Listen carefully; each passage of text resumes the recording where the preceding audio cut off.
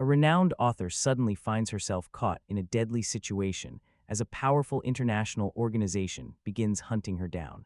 But what could make such a dangerous group so desperate to silence a novelist? The story opens with a skilled spy named Argylle attending an elegant gathering. There, he invites a striking woman named Lagrange onto the dance floor. The two move gracefully across the room, exchanging subtle glances while blending perfectly into the glamorous atmosphere. As the dance continues, Lagrange discreetly signals a group of armed operatives hidden among the crowd. Within seconds, Argylle finds himself surrounded. It quickly becomes clear that Lagrange knows exactly who he is and has been playing a role the entire time. Remaining calm, Argylle casually turns toward the approaching agents and pretends to engage them in conversation. At the same moment, he secretly signals his partner, Kara. Reacting instantly, Kara triggers a smoke device, flooding the area with thick clouds and creating enough confusion for them to escape. The pair rushes toward their getaway route, but before they can get far, Lagrange opens fire. Several bullets strike Kara, leaving her badly injured. Argylle immediately moves to help his wounded ally, but his commanding officer contacts him with urgent instructions. He is told to continue chasing Lagrange, while medical assistance will be sent for Kara. Reluctantly following orders, Argylle switches vehicles and resumes the pursuit. The chase stretches through the city as he closes in on Lagrange. However, she repeatedly slams her vehicle into his, damaging it beyond use. Eventually, his car becomes completely disabled, allowing her to escape. With no way to continue alone, Argylle contacts another field agent named Wyatt. At the time, Wyatt is quietly enjoying a cup of coffee at a local cafe. Argylle informs him that Lagrange is heading directly toward his location. Without hesitation, Wyatt sets down his drink and prepares himself. Moments later, Lagrange races past on her motorcycle. In one smooth motion, Wyatt intercepts her and pulls her from the bike using only a single hand.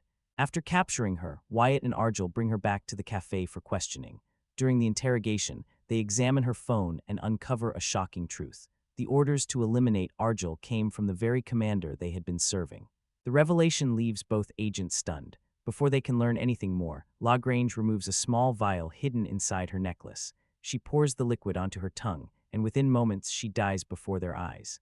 Realizing they can no longer trust their own organization, the two agents immediately dispose of their communication device by dropping it into a cup of coffee, cutting all contact. Suddenly, the scene shifts. Everything that has happened so far is revealed to be part of a best-selling spy novel written by celebrated author Ellie Conway. Thanks to the massive popularity of her books, a large crowd of journalists and devoted readers gathers at a press event. Questions fly from every direction as reporters ask about her personal life, future plans, and the next installment in her successful series. Once the event concludes, Ellie wastes no time getting back to work. She returns home and continues writing the next chapter of her story. In the latest section of her novel, the action moves to Hong Kong. There, Argylle meets a beautiful woman named Layla. His objective is to obtain information connected to a mysterious item known as the Silver Bullet. To arrange a meeting with Layla's employer, he exchanges 3 gold bars in return for a secure phone. Rather than enjoying the city's attractions or spending time with Layla, Argylle remains completely focused on the mission ahead. His search for the Silver Bullet has officially begun. While writing, Ellie receives a video call from her mother, Ruth. Ruth warmly greets her daughter and immediately asks about the progress of the new novel.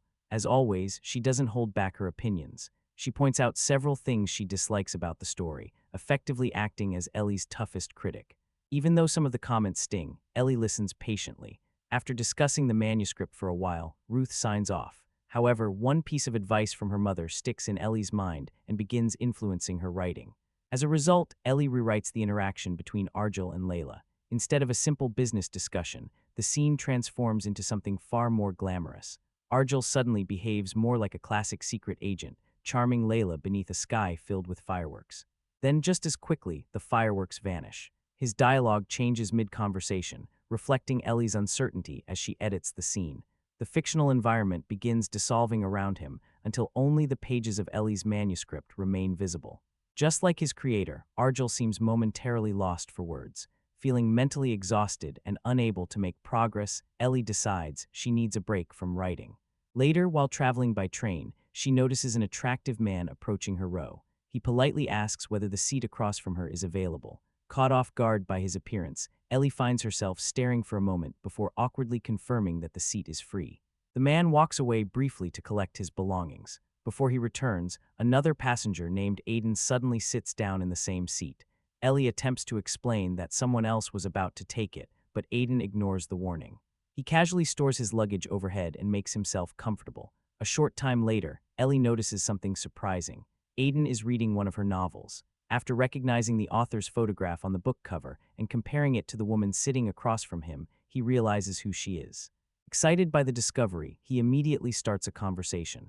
As they talk, Ellie can't help imagining her fictional hero Argylle in Aiden's place. No matter how hard she tries to focus, the image keeps appearing in her mind. Then the situation suddenly takes a terrifying turn. A fan approaches Ellie and asks for an autograph. At first, the request seems harmless, but within seconds, the man reveals himself to be an assassin.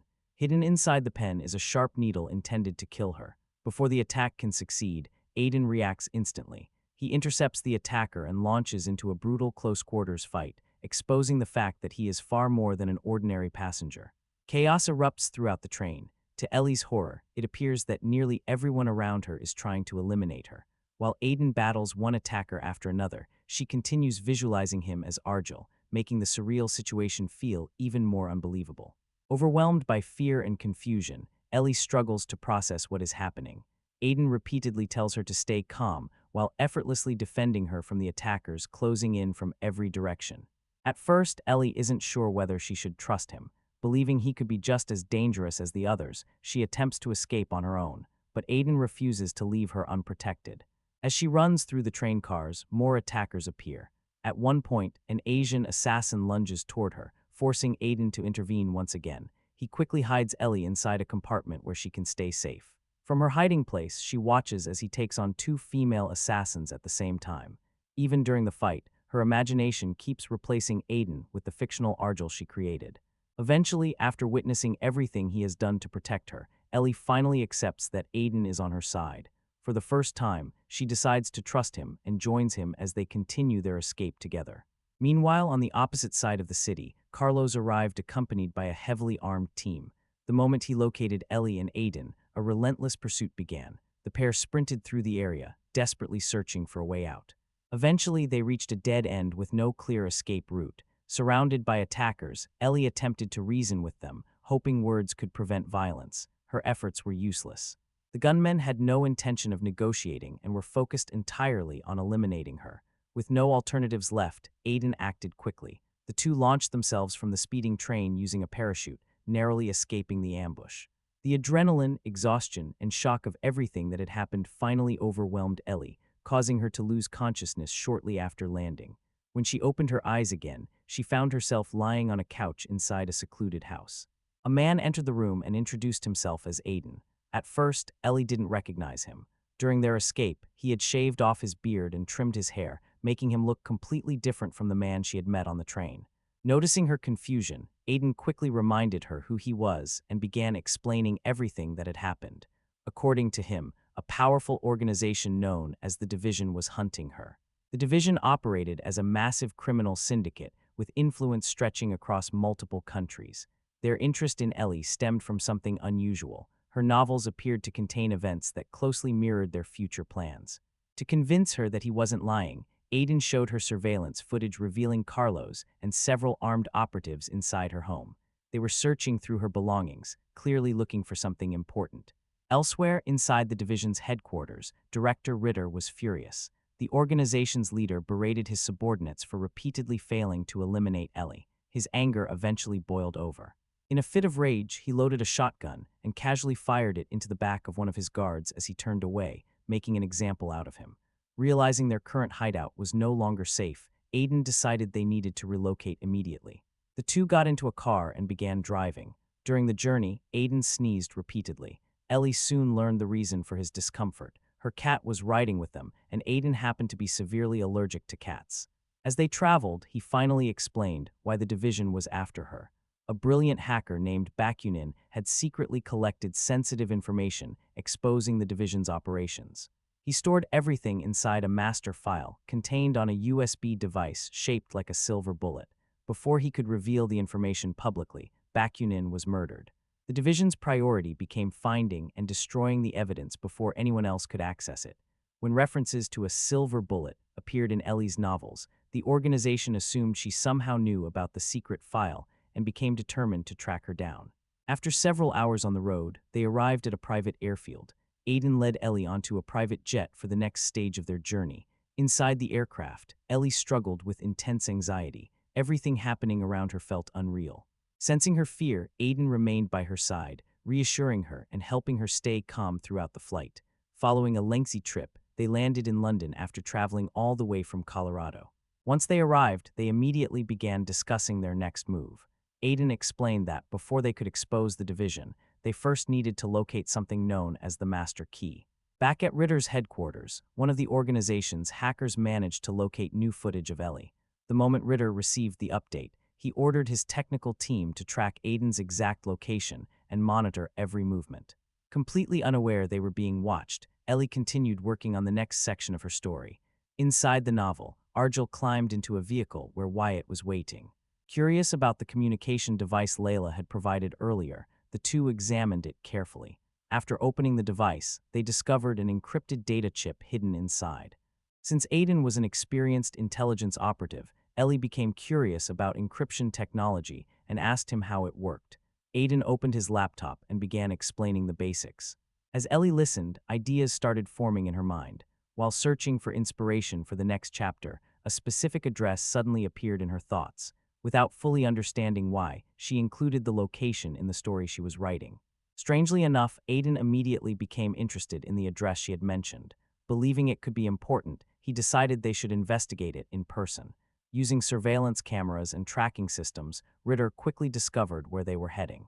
Without wasting time, he dispatched another strike team to intercept them. Eventually, Ellie and Aiden arrived at the address. The location turned out to be a hotel. After entering the building, they made their way to a particular room. The door was locked, but that wasn't much of an obstacle. Aiden skillfully picked the lock, allowing them to enter without attracting attention. The moment Ellie stepped inside, she experienced a strange feeling. The room seemed oddly familiar, as though she had been there before. She also became convinced that one section of the wall wasn't genuine. To her, it looked like some kind of hidden cover concealing something behind it. Aiden wasn't convinced by her theory at first. However, after searching the room more carefully, they discovered a concealed passage hidden beneath the floor. Opening it revealed a steel bag containing a large amount of cash, a notebook, and an electrical cable. Before Aiden could inspect the notebook, Ellie grabbed it first, believing it might contain clues connected to the mysterious master key. While they examined their discovery, danger was already approaching. Outside, a black van pulled up carrying Ritter's men. The operatives were heavily armed with assault rifles, explosives, and enough firepower to level the entire building. Fortunately, Ellie and Aiden were hidden inside the secret compartment when the team stormed the room. After searching every corner and finding nothing, the operatives reported their failure back to Ritter. The team was preparing to leave when an unexpected sound ruined everything. Ellie's cat let out a loud meow. The noise instantly revealed their location. Realizing there was no more time to hide, Aiden launched into action. Using his combat training, he took on the armed attackers one after another. One operative attempted to retreat and regroup, but Aiden shot him before he could escape. Another attacker tossed a flashbang grenade toward Ellie. Not fully understanding the situation, she casually picked up the device. Only after holding it did she realize it was a flashbang. Panicking, she threw it away, unfortunately in Aiden's direction. He barely had time to react. The grenade detonated moments later, blasting him through the air.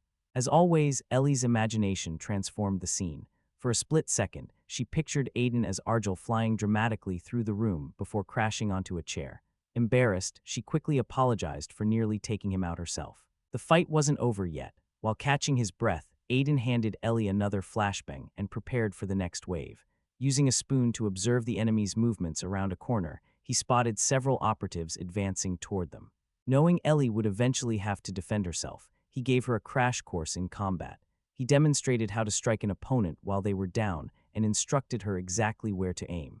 Moments later, Aiden tossed another flashbang into the approaching group. As the explosion disoriented the attackers, he charged forward. Ellie attempted to follow his instructions, though her first attempt at kicking a downed enemy was far less graceful than expected. Meanwhile, Aiden efficiently neutralized the remaining operatives. One man remained conscious after the battle. Seeing the opportunity, Aiden encouraged Ellie to finish the job herself. Following his instructions, she finally landed a solid kick to the man's head. Unfortunately, their victory was short-lived. Additional reinforcements from the division began arriving at the hotel. With no chance of holding their position, Ellie and Aiden rushed toward a fire exit and climbed all the way to the rooftop. Once there, Aiden quickly barricaded the access door behind them. Ellie immediately started panicking. There was nowhere left to run. Scanning the surroundings, Aiden noticed a large floating cushion-like structure below. The moment he saw it, a risky escape plan formed in his mind. He told Ellie they would have to jump. Naturally, she refused. To prove the landing was survivable, Aiden picked up her cat and dropped it onto the soft surface below. The animal landed safely without injury.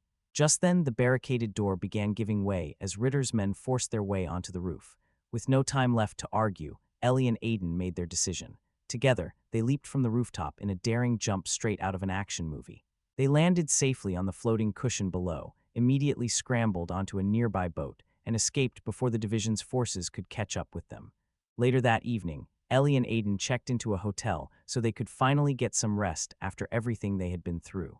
While getting ready for bed, Ellie stepped into the bathroom to collect her thoughts. Standing in front of the mirror, she quietly spoke to herself, trying to make sense of the chaos surrounding her. But once again, her imagination began to blur the line between reality and fiction. Instead of seeing her own reflection staring back, she briefly saw Argylle looking at her from the mirror. The vision disappeared moments later.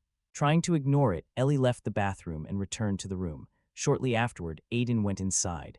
As he was in the bathroom, Ellie's cat accidentally pushed the door open. Through the gap, Ellie overheard part of Aiden's conversation. He appeared to be speaking with someone connected to a spy organization. The discovery immediately raised alarm bells in her mind. Already struggling to trust anyone, Ellie assumed she was being manipulated once again. Without confronting Aiden, she quietly gathered her things and slipped away from the hotel. At the same time, back in Chicago, a mysterious man arrived at Ruth's home and knocked on her front door. When Ruth answered, the stranger informed her that someone wished to speak with her and handed over a phone. On the other end of the call was Ellie. Clearly frightened and desperate for help, Ellie explained everything that had happened to her over the past several days and revealed her current location. Without hesitation, Ruth booked the earliest available flight and traveled to London. After arriving, she met Ellie at a hotel and immediately embraced her daughter. The reunion provided Ellie with a brief sense of comfort after everything she had endured. As the two sat together discussing recent events, the hotel room's doorbell suddenly rang. Because of everything she had experienced, Ellie had become extremely paranoid. She begged Ruth not to answer the door. Unfortunately, Ruth had already reached it. Standing outside was Director Ritter. Unlike the ruthless leader seen behind closed doors, he appeared completely relaxed and approachable. Dressed casually, he looked more like a concerned family member than the head of a dangerous organization. To Aiden's surprise, Ellie didn't react with fear when she saw him. Instead, she seemed relieved. She even referred to Ritter as her father. Ritter entered the room and carefully maintained his innocent act. While Ellie explained everything she had been through, he sat beside her, rubbing her back comfortingly and pretending to be concerned. Behind the caring expression, however, his true intentions remained far darker. As Ellie continued talking, she eventually mentioned Aiden and the spy organization connected to him. Ruth immediately appeared skeptical of her story. When Ellie brought up the mysterious notebook they had recovered from the hidden compartment, Ritter suddenly produced it from his belongings and began reading through its contents. As he examined the pages, a subtle smile crossed his face. Though he continued pretending to worry about Ellie's safety, he was secretly searching for any clues that could reveal the location of the master key. Then everything changed in an instant. The hotel room door burst open. Aiden stormed inside holding a gun and immediately seized Ritter as a hostage. The sudden intrusion sent Ruth and Ellie into complete panic. Keeping his weapon trained on Ritter, Aiden demanded that he stop pretending and reveal who he really was. Under pressure, Ritter's carefully constructed facade began to crumble. The truth finally came out. Hearing the revelation left Ellie completely stunned. Before she could process it, Ruth suddenly pulled out a firearm and aimed it directly at her. Fortunately, Aiden reacted first. He fired a shot, striking Ruth and knocking Ritter unconscious during the chaos. Still overwhelmed by confusion, Ellie demanded answers. Why had Aiden shot her mother? Aiden quickly tried to calm her and explained that neither Ruth nor Ritter were actually her parents. There was no time for further discussion. The two immediately fled the hotel. Once they reached the street below, Ellie stopped. Everything she believed about her life was collapsing around her. Aiden assured her that he was telling the truth, but accepting it felt impossible. As they drove away, Ellie broke down emotionally. The people she had loved and trusted her entire life were apparently strangers. Even worse, they were members of the very organization hunting her. Understanding how devastating the revelation was, Aiden avoided overwhelming her with every detail at once. He carefully explained that Ruth and Ritter had spent years manipulating her into believing she was their daughter. Ellie couldn't understand why anyone would go to such extreme lengths. Her entire sense of identity had been shattered. The following morning, they arrived at a remote property hidden far from civilization. Waiting for them was Alfred Solomon, better known as Alfie, a former CIA operative. To Ellie's surprise, Alfie was also a character she had written into her novels. Meeting him in person felt surreal. Alfie welcomed them onto his farm and showed Ellie around the property. Eventually, he led them to a concealed room hidden behind one of the walls. The secret chamber served as his private office. Once inside, Alfie finally revealed the truth. Using a computer monitor, he displayed Ellie's photograph alongside classified information. According to the files, Ellie Conway wasn't her real identity. Her true name was Agent Rachel Kyle.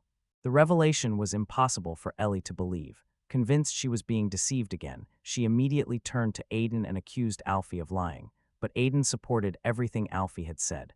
He insisted that the information was genuine. Still refusing to accept it, Ellie demanded proof. Without warning, Aiden threw a punch toward her face. Acting purely on instinct, Ellie blocked the strike. The reaction surprised everyone, including herself. She had no memory of learning those skills. Aiden attacked again. This time, Ellie continued defending herself instinctively. Move after move, her body reacted on its own. Eventually, she managed to counter Aiden and defeat him. At the division's headquarters, Ritter's team was busy examining information recorded through Ellie's advanced glasses, searching for anything useful. Meanwhile, Aiden continued explaining the truth. He showed Ellie photographs from her past along with images of the people she believed were her parents. Then he revealed the full story. Before becoming Ellie Conway, she had been one of the CIA's most talented field agents. Everything changed after she suffered an accident that left her in a coma. While she was vulnerable, the division captured her and subjected her to extensive brainwashing. They erased her memories and created an entirely new identity, convincing her she was a novelist rather than a spy. To slowly recover information buried within her subconscious, they planted psychological triggers designed to bring fragments of her memories back to the surface without revealing the complete truth.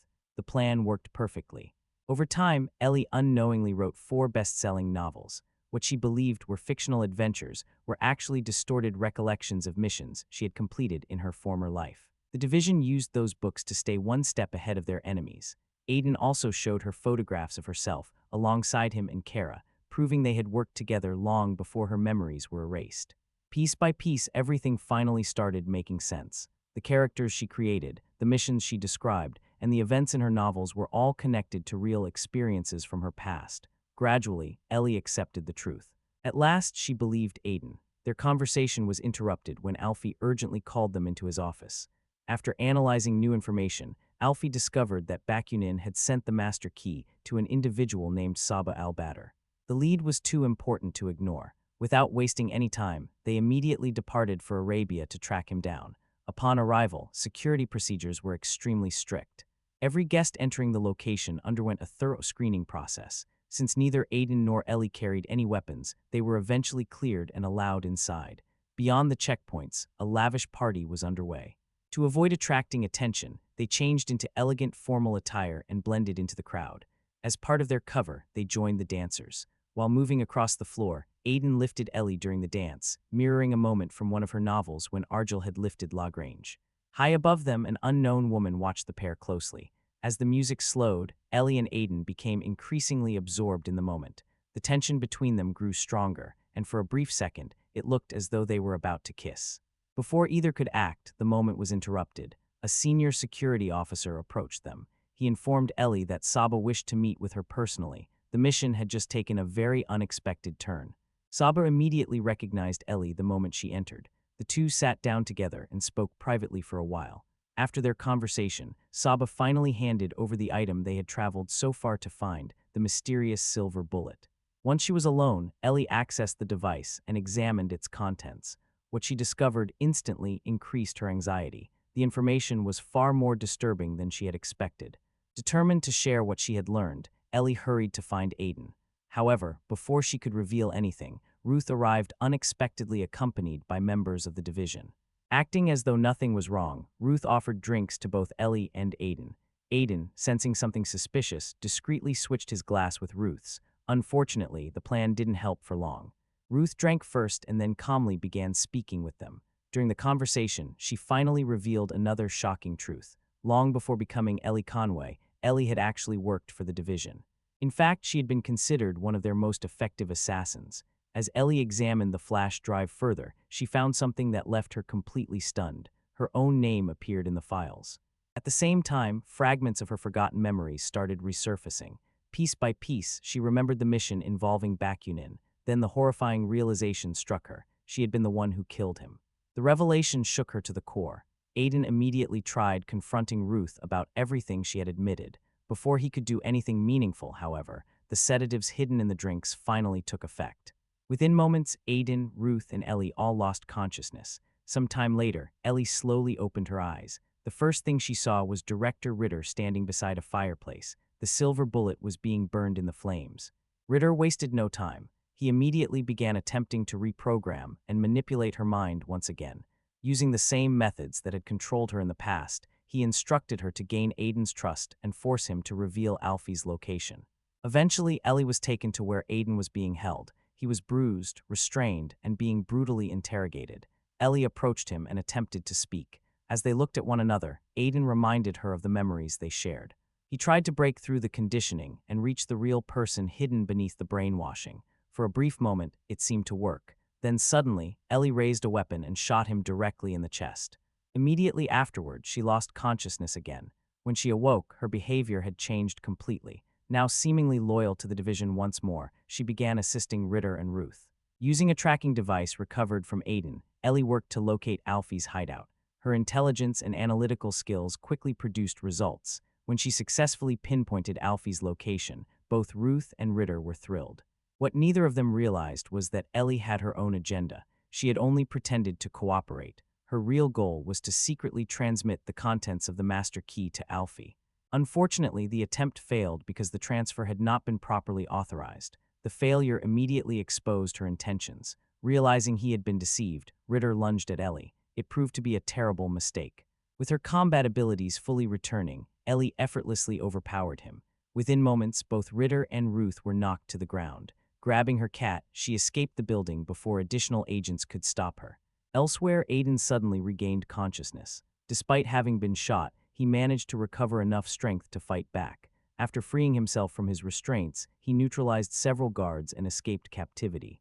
Eventually, he found Ellie inside a room packed with weapons. At first, both assumed the other might still be under division control. Tension filled the room. Once Ellie explained everything, however, Aiden realized she was herself again. She then revealed how he had survived the gunshot wound. According to Ellie, a similar incident had once happened to Kara during a mission. Kara had been struck near the heart, yet survived because of a technique involving the vascular corridor. Ellie explained that she had used the exact same method on Aiden. By firing from a specific angle, the bullet bypassed the heart and traveled through an area where it could avoid causing fatal damage. As long as blood flow was controlled afterward, survival was possible. She also revealed that the same medical concept appeared in the 6th Argylle novel she had planned to write. The information had originally come from Kara, who had learned it years earlier through one of Ellie's own operations. With all misunderstandings cleared up, Ellie and Aiden reconciled. Now united once more, they prepared for a final battle against the division. Armed agents flooded the area, firing relentlessly in an attempt to eliminate them. The pair fought side by side, exchanging gunfire while moving through the chaos. Even during the battle, they maintained their unique chemistry. At one point, they performed another dance-like maneuver among the enemies. This time the roles were reversed, and Ellie lifted Aiden into the air instead of the other way around. Eventually, their ammunition ran out. Forced to improvise, they moved deeper into the facility. Carlos pursued them closely, leaving them with no choice but to continue fighting. During the exchange of gunfire, several rounds struck a nearby gas system. Almost instantly, the area became filled with highly flammable gas. Everyone stopped shooting. One more spark could ignite the entire room. With conventional tactics no longer an option, Ellie came up with an unusual solution. She attached knives beneath her shoes and began gliding across the smooth floor. The result was astonishing. Moving through the gas-filled environment with incredible speed, Ellie seemed to become a spinning storm of blades and bullets. One by one, Carlos's men fell. Unable to stop her momentum, they were systematically eliminated as she swept through the room. Carlos eventually confronted her personally. The fight was fierce, but Ellie proved far more skilled. After an intense struggle, she defeated him as well. Only a handful of agents remained. Using flawless precision, Ellie circled the battlefield and eliminated the remaining threats with perfectly placed shots.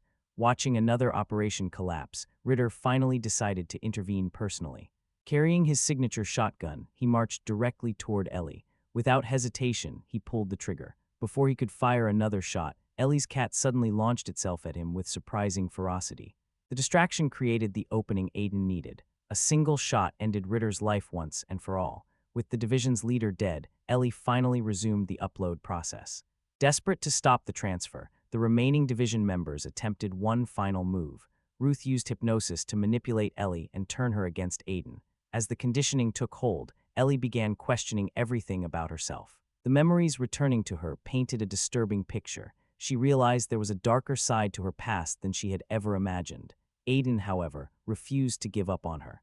He believed that regardless of what she had done years ago, she still had the ability to choose who she wanted to be. He wanted her better nature to win. Unfortunately, fighting against the conditioning proved incredibly difficult.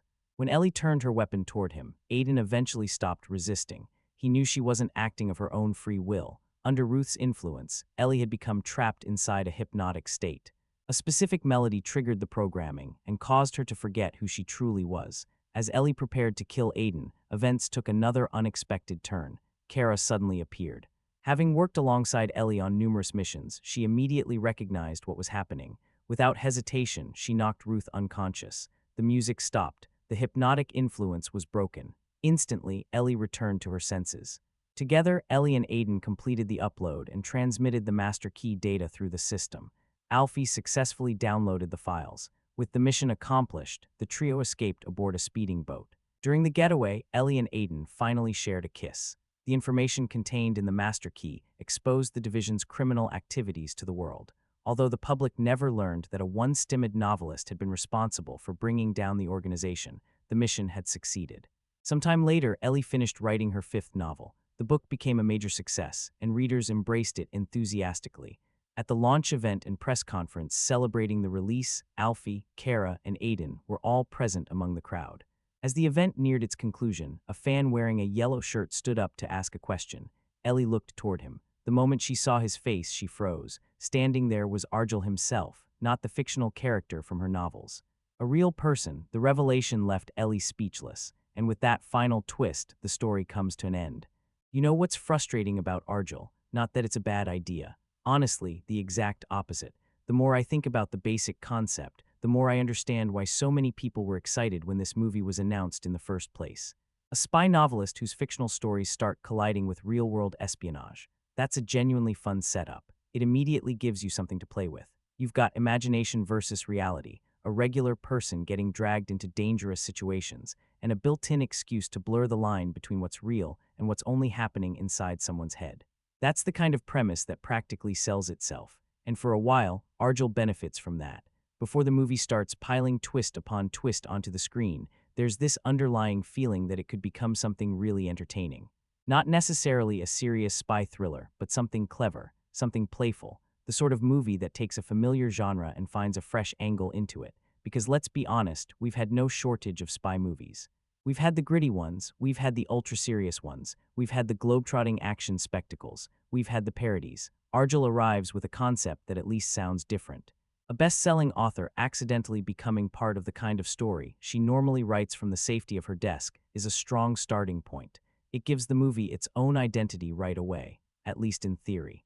And that's where a lot of the disappointment surrounding this film seems to come from, not because the concept is weak, because people can see the potential sitting right there. You can almost picture a version of Argylle that really works. A version that leans into the absurdity without losing control of itself.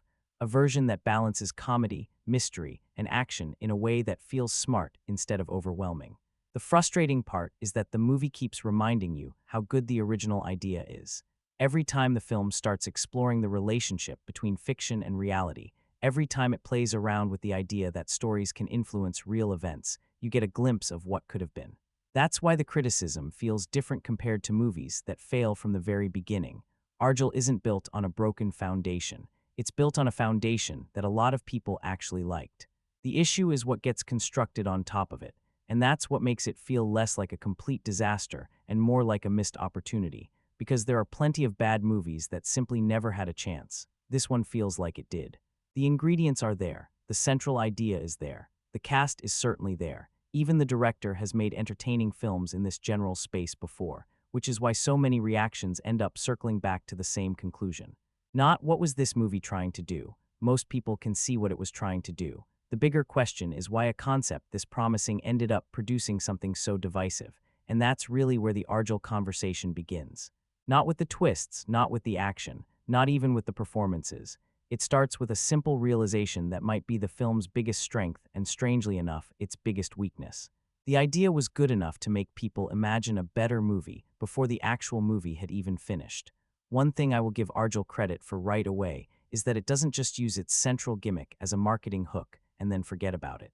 The entire movie is built around this idea that fiction and reality are constantly bleeding into each other.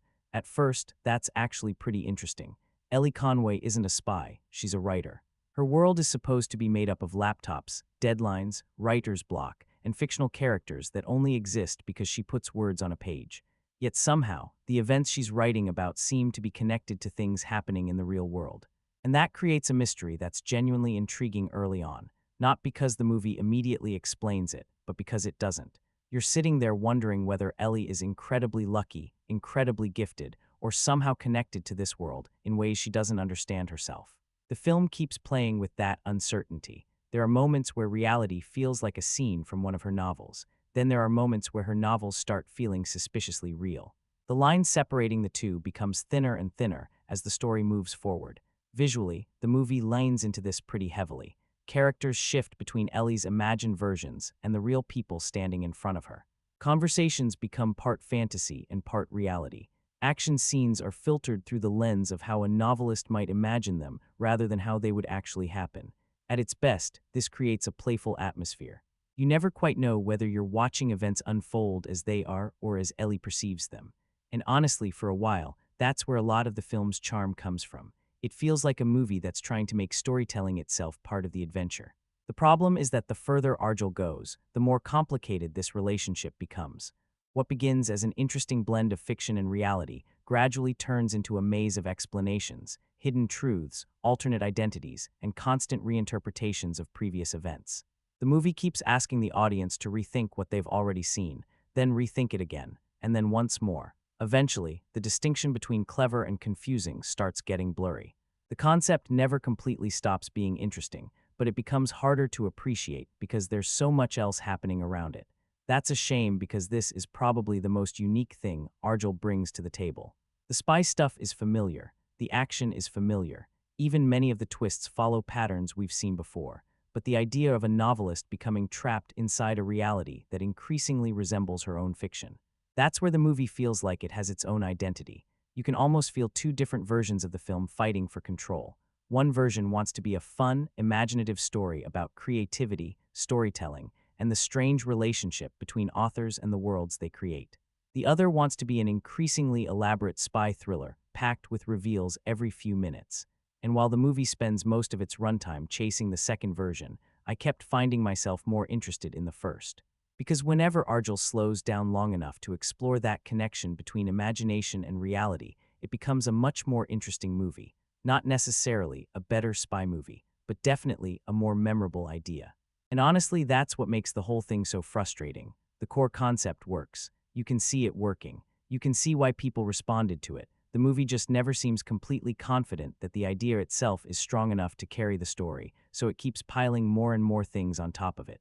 By the end, the fiction versus reality angle is still the most fascinating part of Argylle.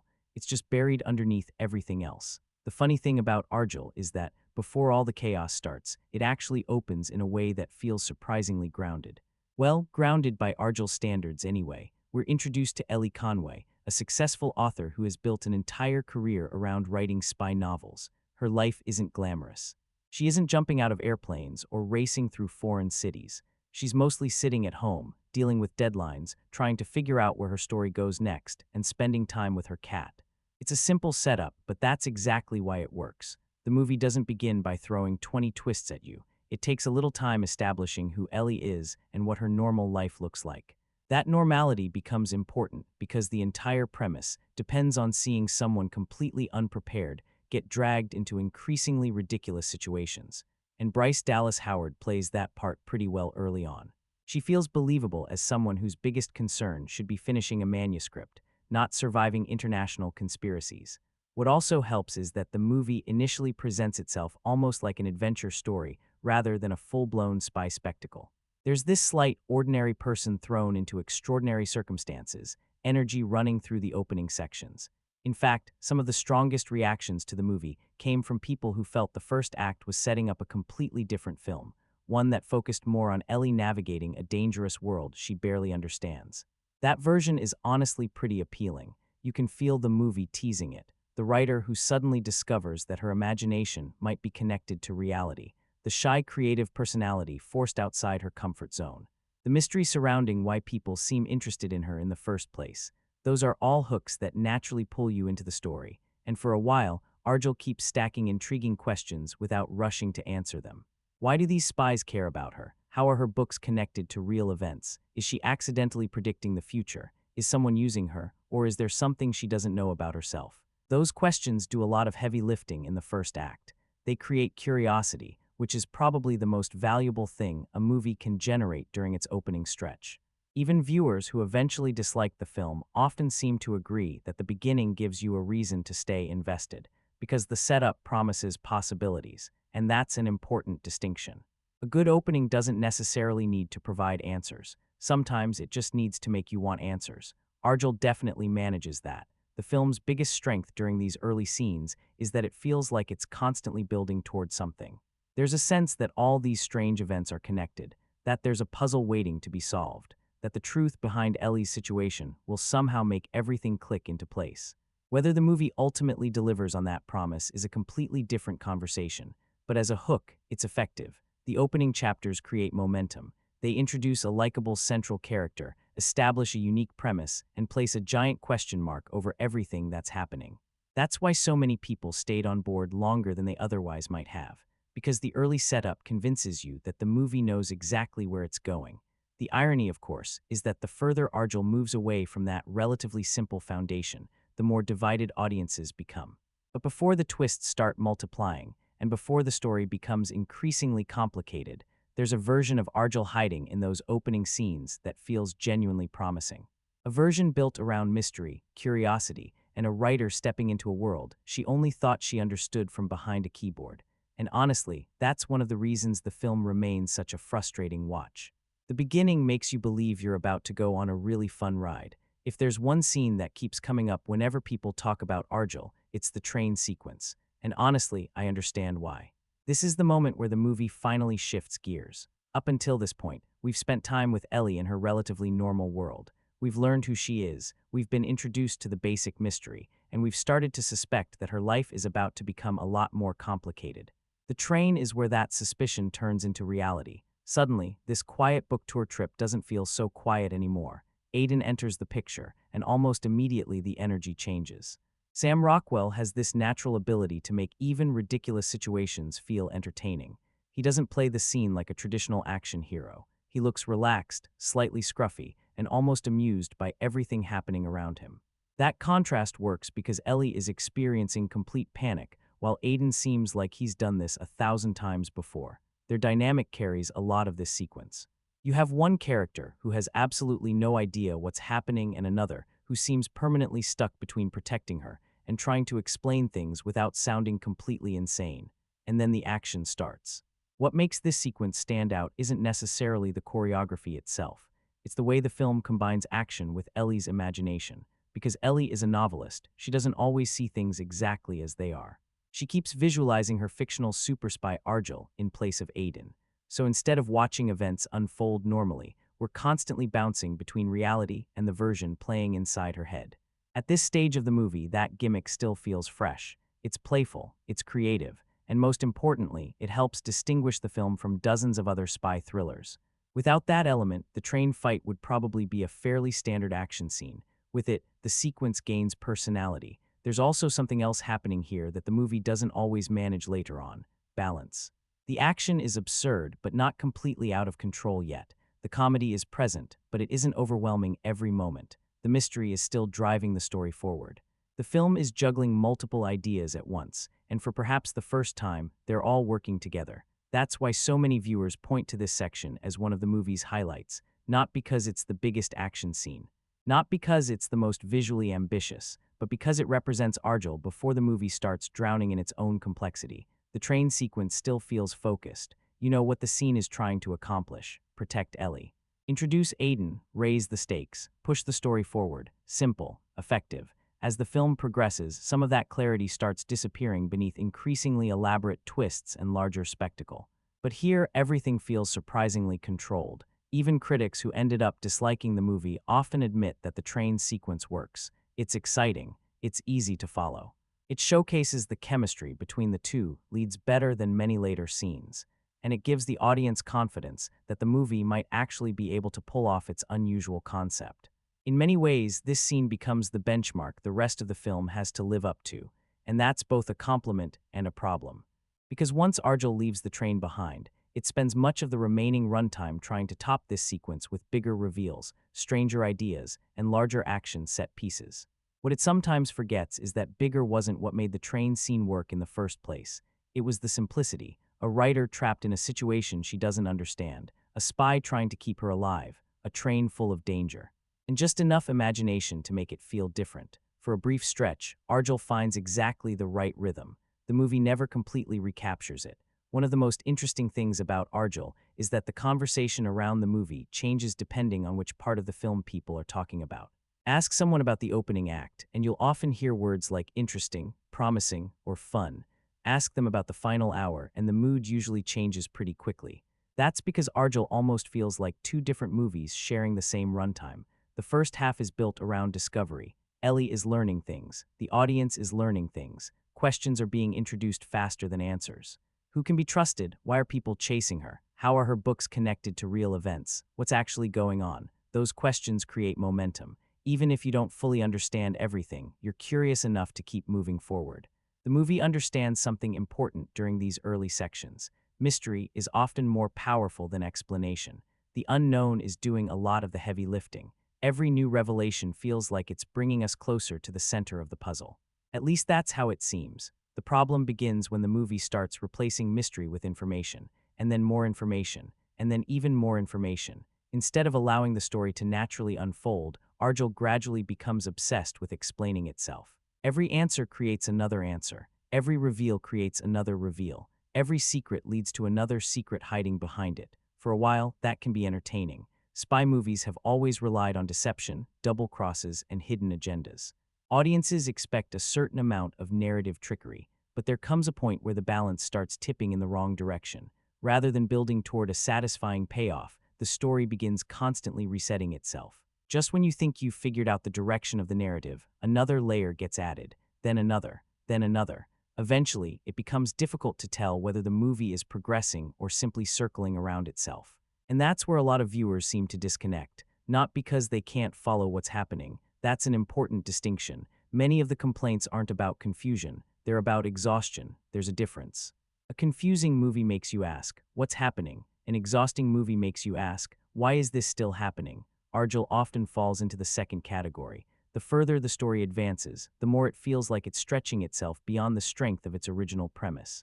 What began as a relatively straightforward adventure about a novelist caught in a spy conspiracy gradually transforms into something much larger, much stranger, and much busier. Some viewers enjoy that escalation. They see it as part of the film's identity. The movie isn't trying to be restrained, it's trying to be excessive, and fair enough. But even excess needs structure. Even chaos needs direction. When audiences start feeling detached from the outcome, it's usually because the story has stopped giving them clear emotional anchors. That's one of the biggest structural issues Argylle runs into. As the narrative expands, the emotional simplicity that made the opening work starts fading into the background. The story gets bigger, the stakes get bigger, the twists get bigger, yet strangely, the investment gets smaller. You find yourself watching events unfold rather than feeling involved in them. And that's a dangerous place for any movie to be. because once the audience stops caring about the destination, runtime becomes a much bigger problem. Scenes start feeling longer, exposition feels heavier, action scenes feel less exciting. The movie begins losing momentum despite constantly moving. That's probably the strangest thing about Argyll's structure. It's a film that rarely slows down, yet many viewers still felt it dragged. Not because nothing was happening, because too much was happening. The first half pulls you forward through curiosity. The second half pushes you through sheer volume. And while there are certainly moments of entertainment throughout, the transition between those two approaches is where the film becomes most divisive. By the end, whether Argylle works for you or not depends largely on one question. Do you enjoy watching a story become increasingly bigger and crazier as it goes along? Or would you have preferred the movie that seemed to be quietly setting itself up during those opening chapters? For a lot of viewers, that's where the split begins, not with a single twist, not with a single scene, but with the moment the movie decides that bigger is more important than tighter. At some point, Argylle stops telling a story and starts throwing surprises at the audience like it's participating in a competitive sport. And that's really where the movie becomes divisive. Because let's be fair for a second, twists aren't automatically a bad thing. In fact, a good spy movie almost needs them.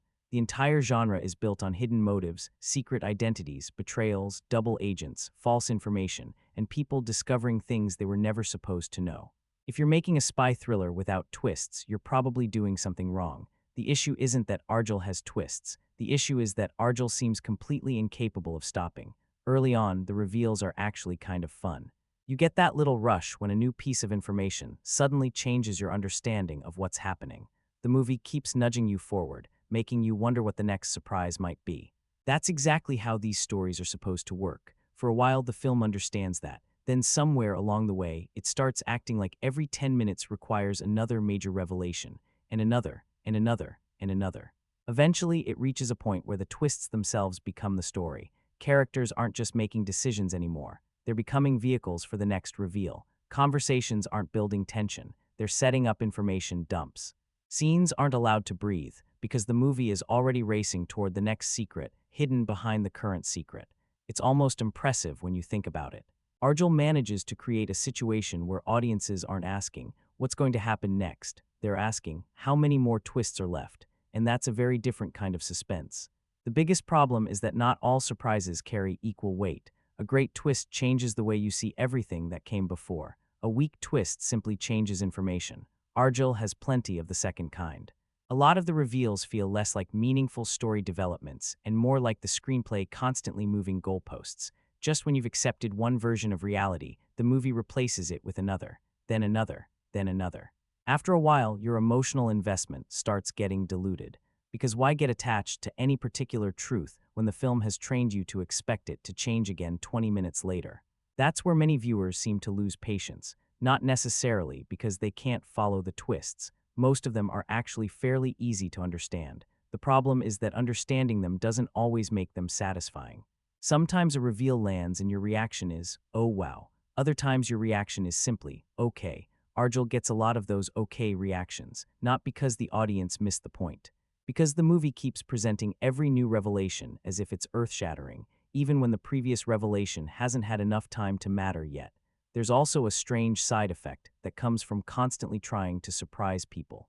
Predictability starts creeping in, which sounds contradictory, but it isn't. Once a movie establishes that absolutely anything can happen at any moment, you begin expecting surprises. The specific twist may remain unknown, but the existence of a twist becomes completely predictable. You start watching scenes differently. You stop listening to what characters are saying and start looking for what the movie is hiding.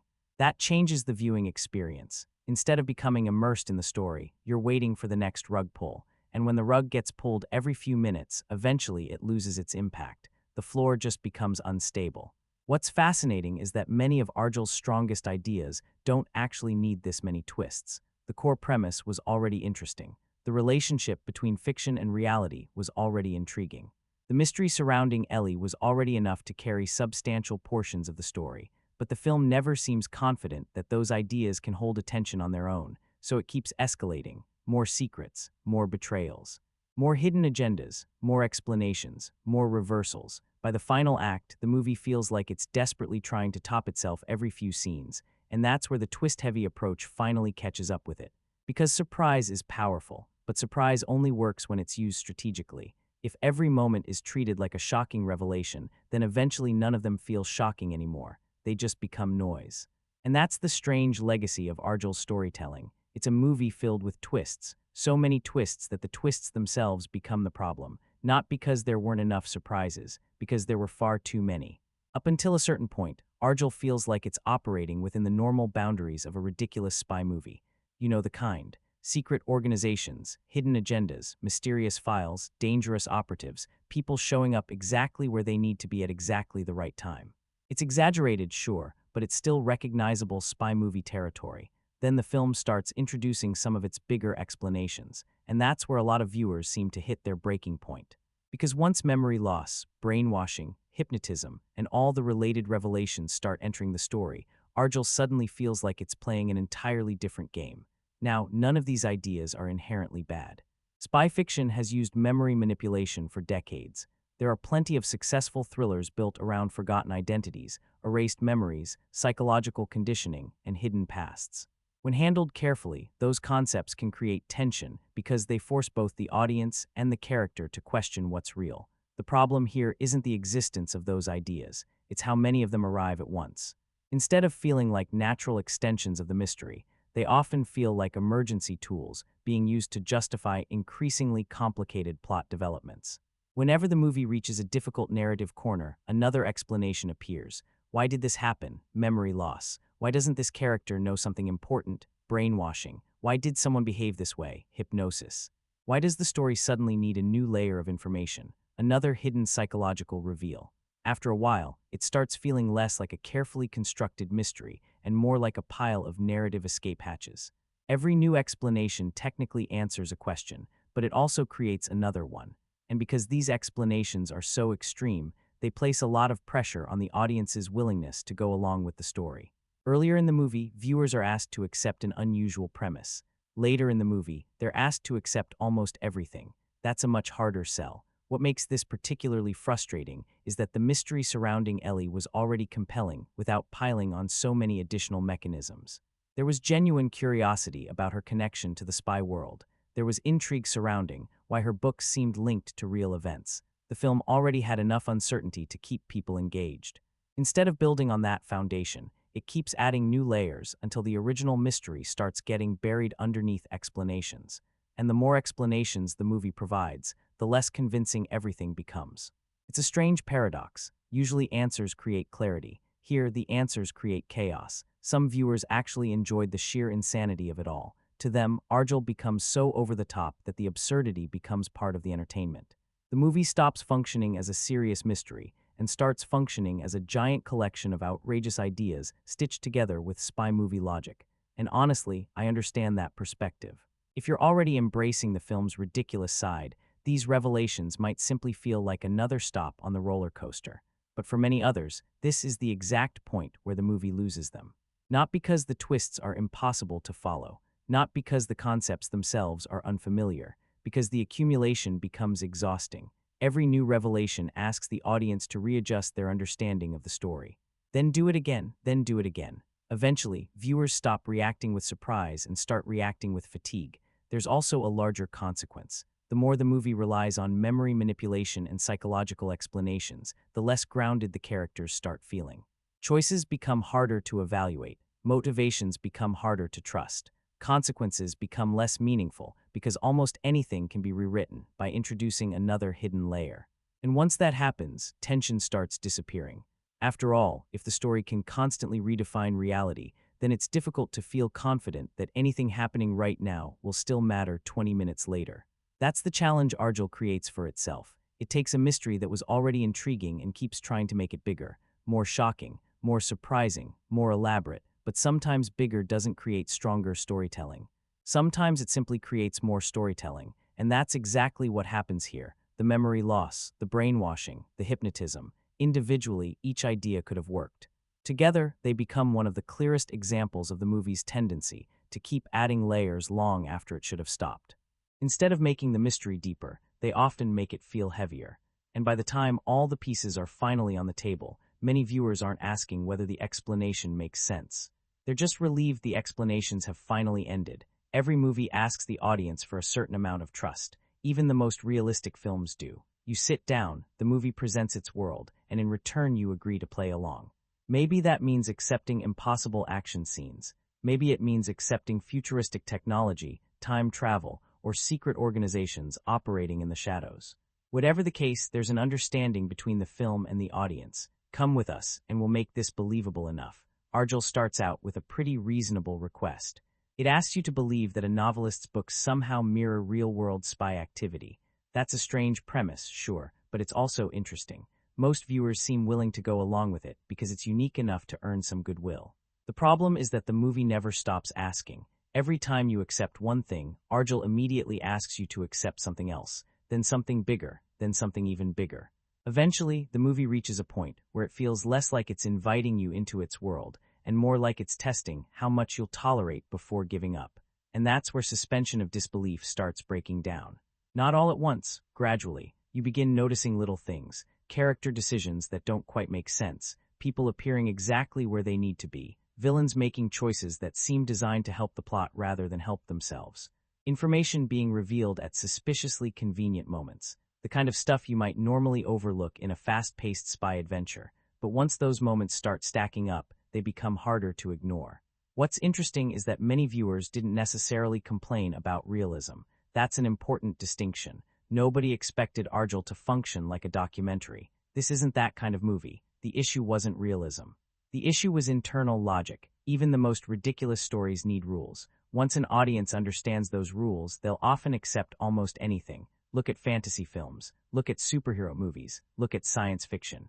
People will happily believe impossible things as long as the story remains consistent with itself.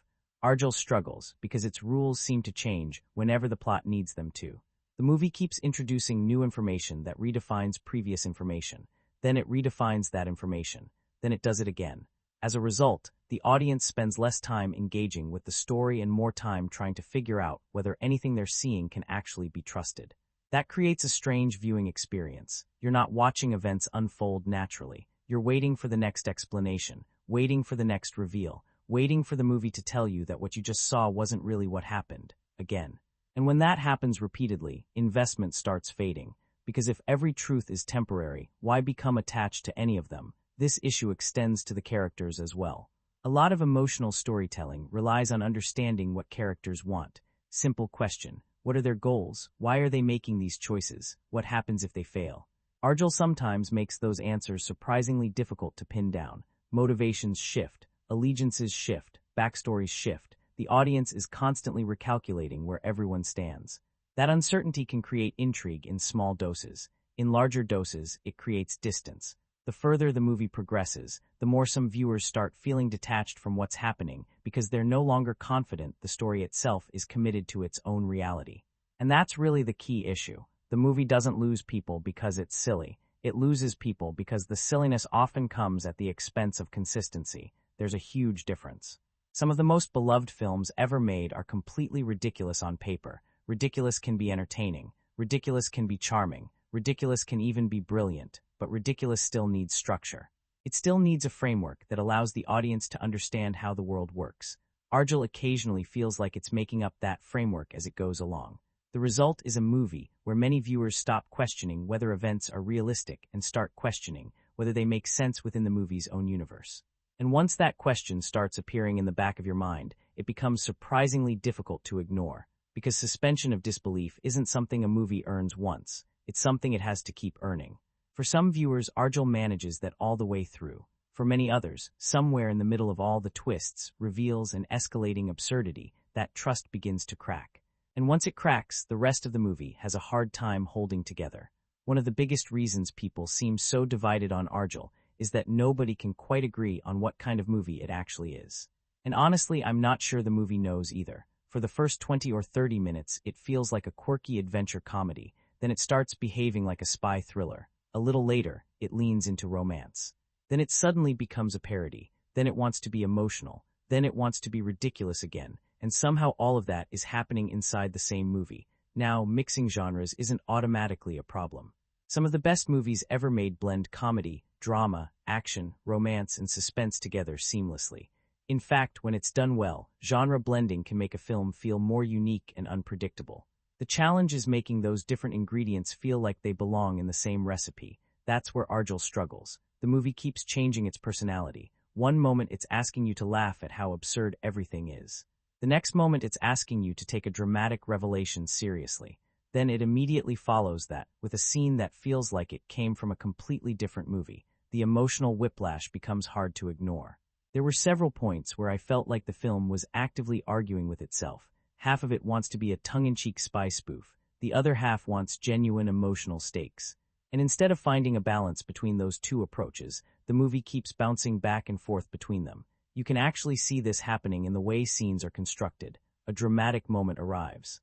The story finally slows down. Characters are given something important to process. Then a joke appears, or an over-the-top action beat, or another bizarre twist, and suddenly the emotional moment is gone before it had a chance to settle. The film seems uncomfortable staying in any one mood for very long. That's a problem because tone is what helps audiences understand how they're supposed to react. If a movie treats something seriously, viewers tend to take it seriously.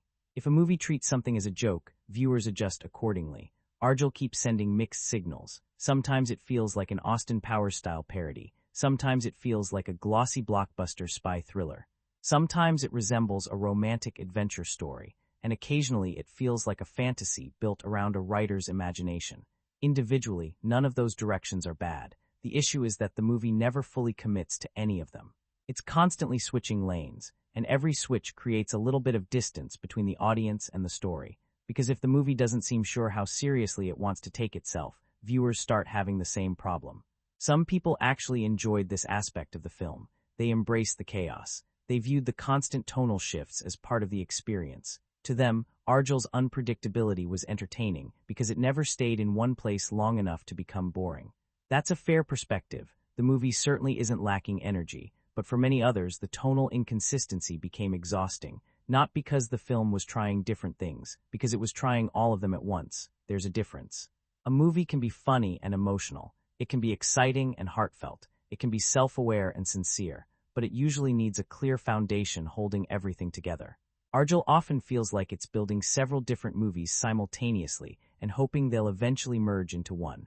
Sometimes they do. Many times they don't. That's why reactions to the film are so extreme. People aren't just arguing about whether it's good or bad. They're arguing about what it even is. Is it a parody, a comedy, a romance, an action spectacle, a spy thriller, a fantasy adventure? Depending on which section of the movie you're watching, the answer changes. And that's probably the most accurate description of Argylle's tonal identity. It's not one movie struggling to find its voice. It's several movies all trying to speak at the same time. Every now and then, the noise creates something entertaining, but more often, it just makes the film feel uncertain about what it wants to be. And once that uncertainty spreads to the audience, staying emotionally invested becomes a lot harder than it should be. For a movie that clearly wants to be funny, Argylle has a surprisingly complicated relationship with its own humor. And that's probably one of the biggest dividing lines between people who enjoyed the film and people who absolutely hated it. Because if the comedy works for you, a lot of the movie's flaws become easier to forgive. The ridiculous plot. Part of the joke, the absurd action scenes. Part of the joke, the exaggerated characters. Also part of the joke. But if the humor doesn't land, suddenly all those same things stop feeling charming and start feeling like problems. That's a difficult position for any comedy to be in. Argylle isn't trying to be a straight-faced spy thriller. From the very beginning, it's winking at the audience. The movie knows it's silly. It knows it's over the top. It knows that many of its situations are completely ridiculous. The question is whether that self-awareness actually translates into laughs. For some viewers, it absolutely did. They enjoyed the absurdity. They liked the playful energy. They appreciated the fact that the film wasn't taking itself too seriously. There are moments where Argylle embraces its nonsense so completely that you almost have to admire the commitment. The movie throws logic out the window and simply asks the audience to enjoy the ride. And honestly, some people did exactly that. But a lot of viewers had a very different reaction. One complaint shows up again and again.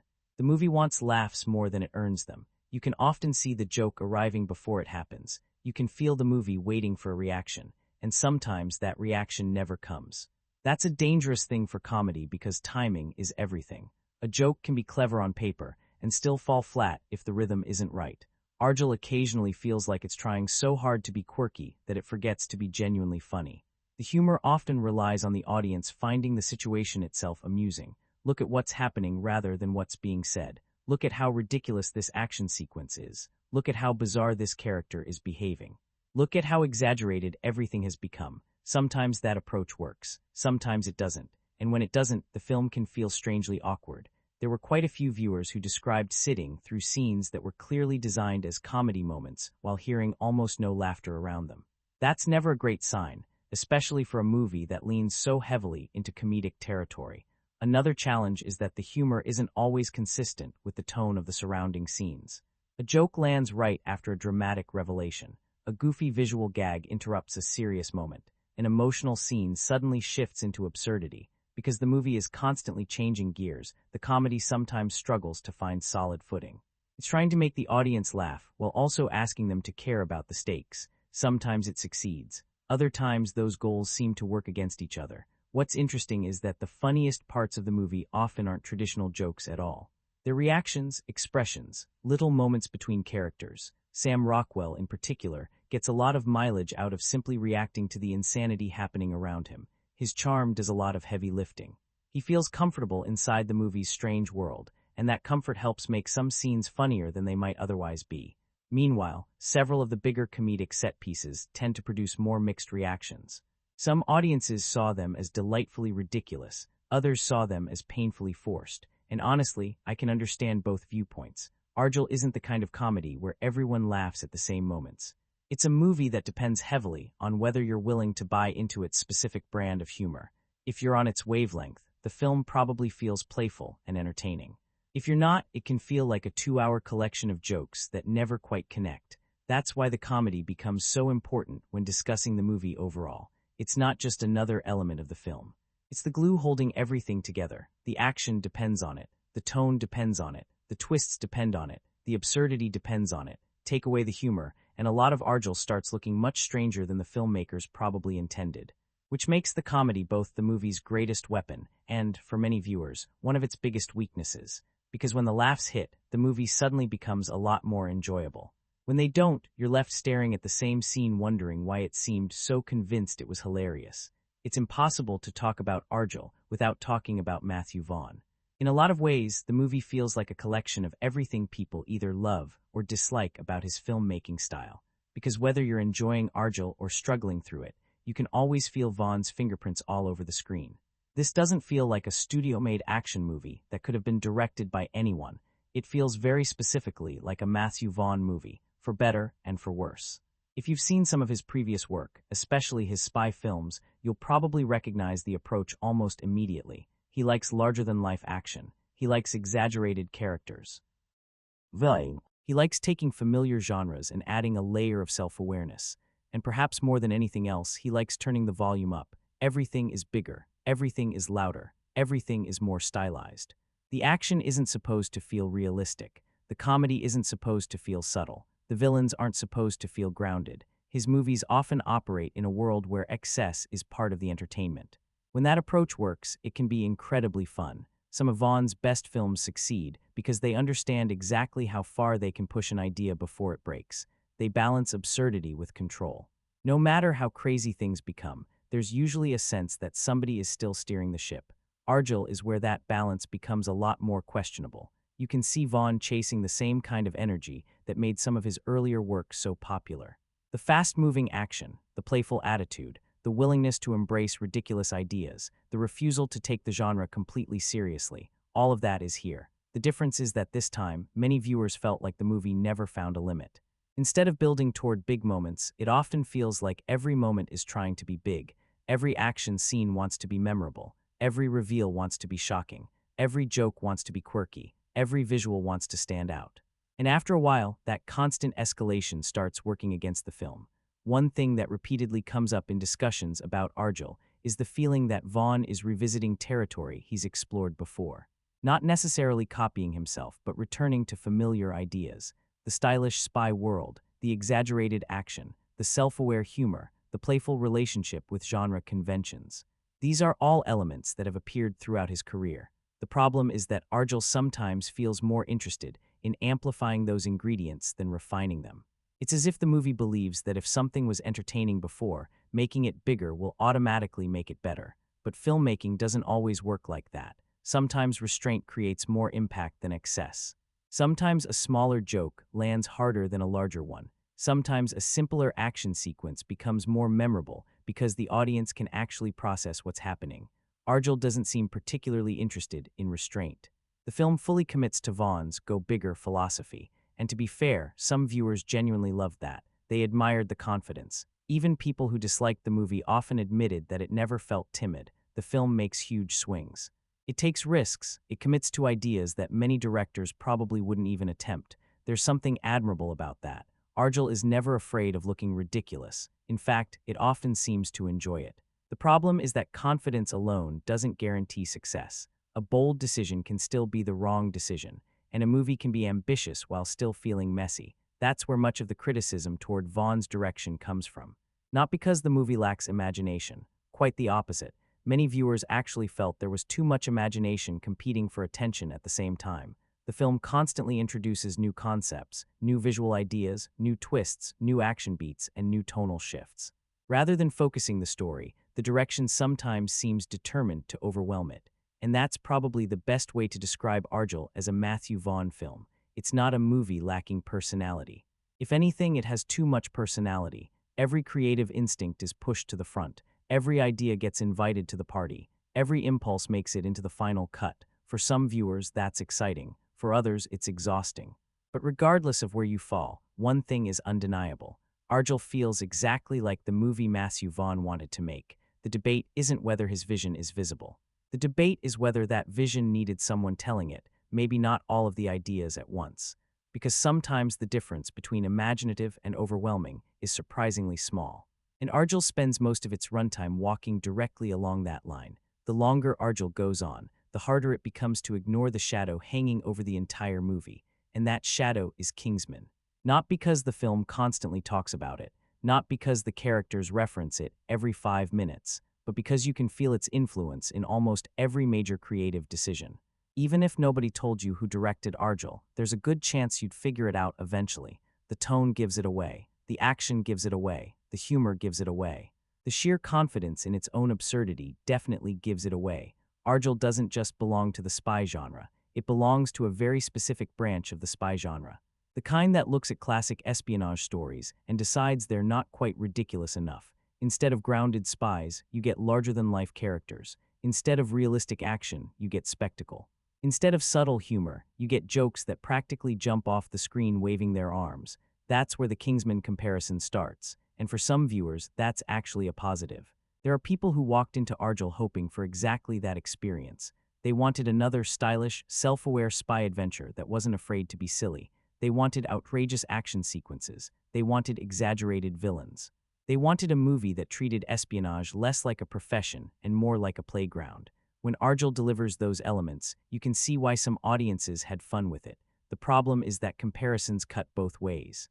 Because the moment a movie reminds people of something they already like, it also invites direct comparison.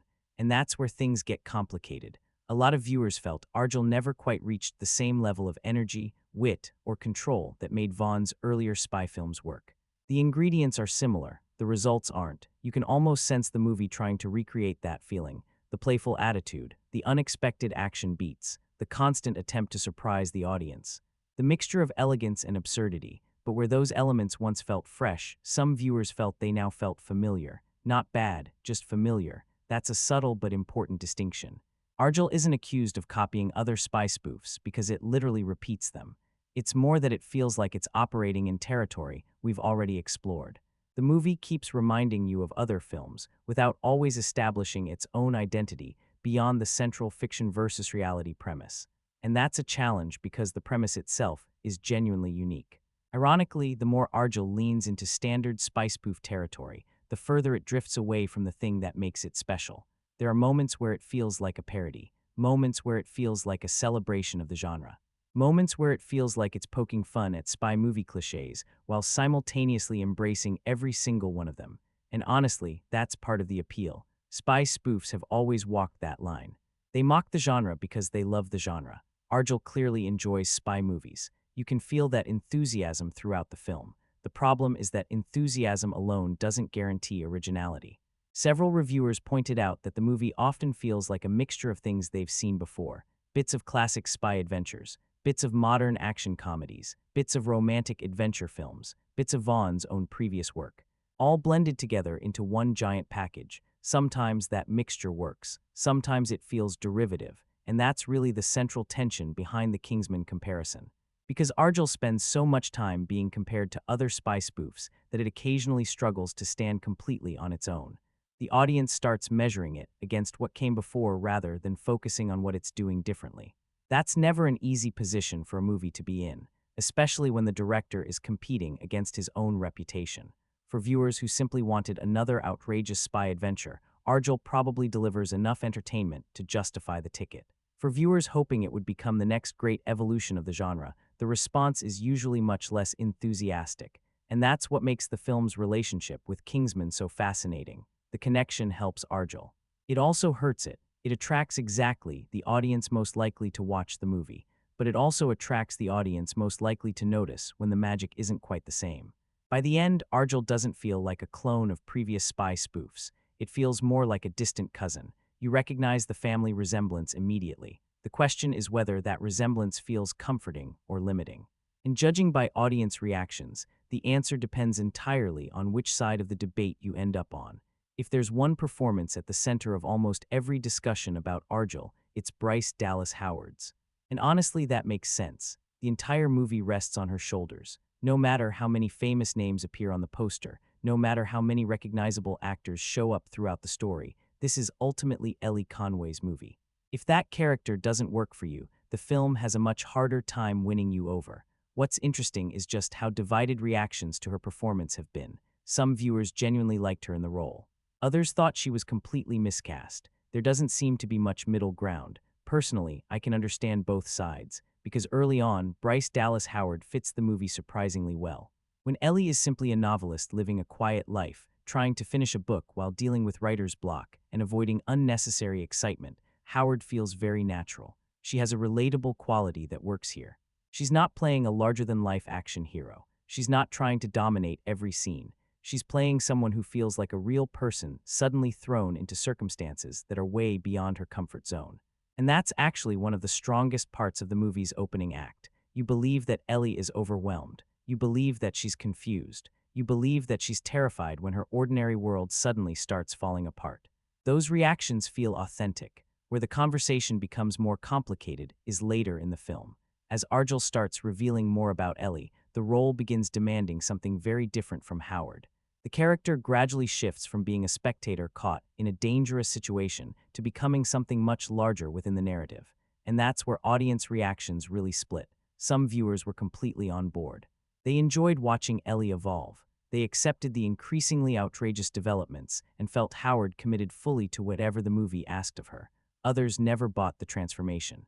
Not because they disliked Howard as an actress, but because they struggled to connect the character from the opening act with the character the movie eventually turns her into. It's one of those situations where casting and storytelling become difficult to separate. How much of the issue comes from the performance? How much comes from the screenplay? How much comes from the increasingly absurd direction of the plot? Those questions are hard to answer because they're all connected. What is clear, though, is that Howard is asked to do a lot: comedy, action, romance, drama, mystery, fish-out-of-water reactions, emotional revelations. The movie keeps changing gears, and she has to keep changing with it. That's not an easy assignment for any actor. There are scenes where she handles that balancing act quite well. Particularly during the film's earlier sections, she gives Ellie a warmth and awkwardness that makes her easy to root for. You understand why she's the audience's entry point into this strange world. She feels approachable. And that's important because the movie itself often isn't. As the plot becomes increasingly chaotic, Howard's performance sometimes becomes one of the few stable elements holding things together. Even when the story is asking viewers to accept increasingly unbelievable developments, she continues playing Ellie as if she's emotionally grounded in what's happening. That effort matters. But there were also plenty of viewers who felt she never fully found the right rhythm for the role. Some thought the comedic timing was inconsistent. Others felt the action-heavy moments didn't suit her. A few believed the character simply wasn't written in a way that allowed her to succeed. And perhaps the strongest criticism was the feeling that the movie keeps asking the audience to see Ellie as different things at different stages of the story, without always earning those transitions. That's a difficult challenge for any performer to overcome. What's fascinating is that even many people who disliked the film still acknowledged that Howard was working incredibly hard. This doesn't feel like a lazy performance. It feels like a performance trying to survive a movie that constantly keeps changing its own rules. Sometimes she succeeds. Sometimes the screenplay wins the battle. That's probably the fairest way to describe her role in Argylle. She's not the film's biggest problem. She's also not the film's universal solution. Instead, she becomes a reflection of the movie itself. At her best, she's charming, engaging, and easy to invest in. At her most frustrating, she becomes trapped inside the same narrative chaos affecting everything around her. And that makes Ellie Conway one of the most debated characters in the entire film. Not because Bryce Dallas Howard gives a forgettable performance, quite the opposite, because she gives a performance that people can't seem to agree on, which, in many ways, perfectly mirrors the audience's reaction to Argylle as a whole. If Argylle has a universal bright spot, it's probably Sam Rockwell. Seriously, even among people who absolutely could not stand the movie, Sam Rockwell is one of the few things that keeps escaping the criticism. And after watching the film, it's easy to understand why. From the moment Aidan Wilder shows up on that train, the energy changes.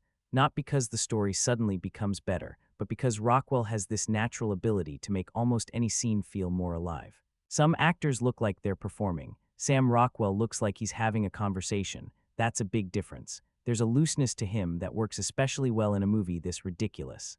Aidan could have easily become another generic spy character, the cool guy. The tough guy, the guy who always knows exactly what to say. Instead, Rockwell gives him a slightly messy charm. He feels capable but not perfect, confident but not robotic, funny but not desperately trying to be funny. It's a surprisingly effective balance, because while Argylle keeps getting bigger, stranger, and more chaotic, Aidan remains one of the few characters who feels like he's operating on the same wavelength as the audience. There are several moments where the movie throws something completely absurd onto the screen, and Rockwell's reaction almost feels like he's thinking exactly what viewers are thinking. That quality helps enormously, especially during the second half. As the story becomes increasingly complicated, Aidan often functions as the audience's anchor point, not because he explains everything, not because he's the most important character, but because he's one of the few people who feels genuinely comfortable inside the madness. And comfort matters. When a movie is constantly shifting directions, audiences naturally look for something stable to hold onto. Rockwell becomes that stability. What's particularly impressive is how effortlessly he makes it look. The movie is asking him to do quite a lot. He's an action lead, a comedic lead, a romantic lead, a guide through the story's mystery. And somehow he manages to make all those roles feel natural. Not every joke lands, not every scene works, but Rockwell almost always does. There were quite a few viewers who felt he was carrying large portions of the movie on his back. And honestly, that's not an unfair observation. Whenever Argylle starts losing momentum, he tends to be the person dragging it back into watchable territory. Part of that comes down to charisma. Some actors simply have it.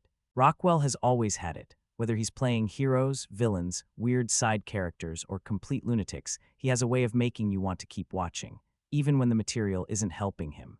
Argylle gives him plenty of opportunities to use that skill. The script isn't always strong. The dialogue isn't always sharp. The twists aren't always convincing. Yet somehow Aidan remains one of the easiest characters to spend time with. Another thing that works in his favor is that the movie never treats him like an untouchable super spy. Henry Cavill's fictional Argylle is the fantasy version of espionage. Perfect hair, perfect suits, perfect confidence. Aidan feels much more human. He's scruffier, more relaxed, more unpredictable. The contrast between those two approaches becomes one of the movie's more enjoyable ideas. And Rockwell benefits enormously from being the grounded alternative. That's not to say everyone loved the character. Some viewers thought his chemistry with Bryce Dallas Howard was inconsistent. Others felt the screenplay occasionally reduced him to an exposition machine.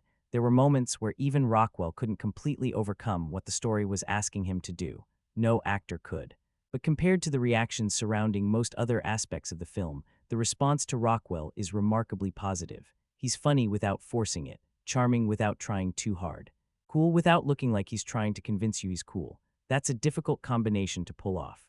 And in a movie filled with people pretending to be spies, double-crossing spies, imaginary spies, former spies, secret spies, and spies who may or may not be something else entirely, Sam Rockwell somehow ends up feeling like the most believable person in the room. By the time the credits roll, there are plenty of things audiences disagree on: the story, the twists, the humor, the CGI, the ending, but one opinion keeps showing up again and again. Even when Argylle loses its way, Sam Rockwell rarely does. And that's probably the highest compliment you can give any performance in a movie this chaotic. One of the more interesting debates surrounding Argylle has nothing to do with the twists, the action, or the spy conspiracy. It's about whether Bryce Dallas Howard and Sam Rockwell actually work together, because the movie clearly wants them to. A lot. The relationship between Ellie and Aiden isn't just a side element floating around the edges of the story. It's woven directly into the movie's emotional core. As the plot becomes more complicated, and the espionage side of things grows increasingly chaotic, the film repeatedly returns to these two characters and asks us to invest in their connection. And that's where reactions become surprisingly divided. Some viewers thought they made a genuinely entertaining pair. Others felt there was almost no chemistry at all. What's fascinating is that both opinions are understandable. Because when you first meet them, the dynamic works. You've got Ellie, who is completely overwhelmed by everything happening around her, and Aiden, who seems to be navigating the chaos with ease. It's a classic setup.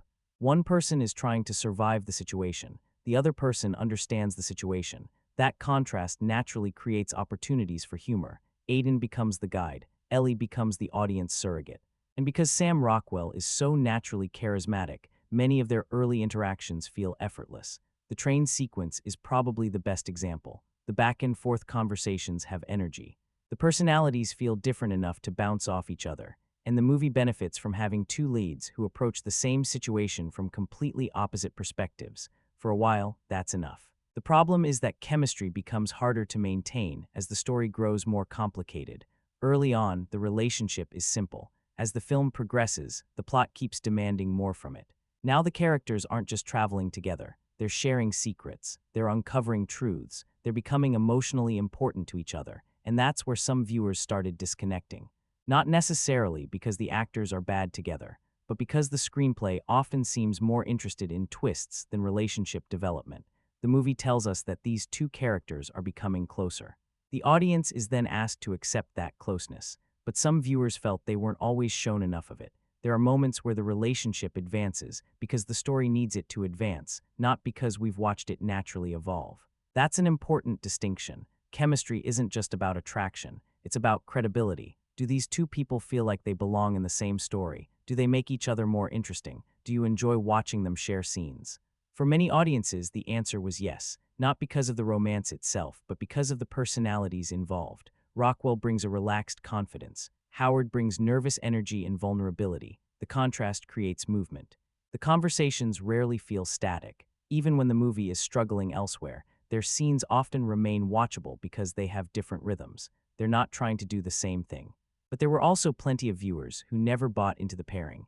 Some felt the romantic aspects felt forced. Others thought the emotional connection never became convincing enough to support the amount of importance the film places on it.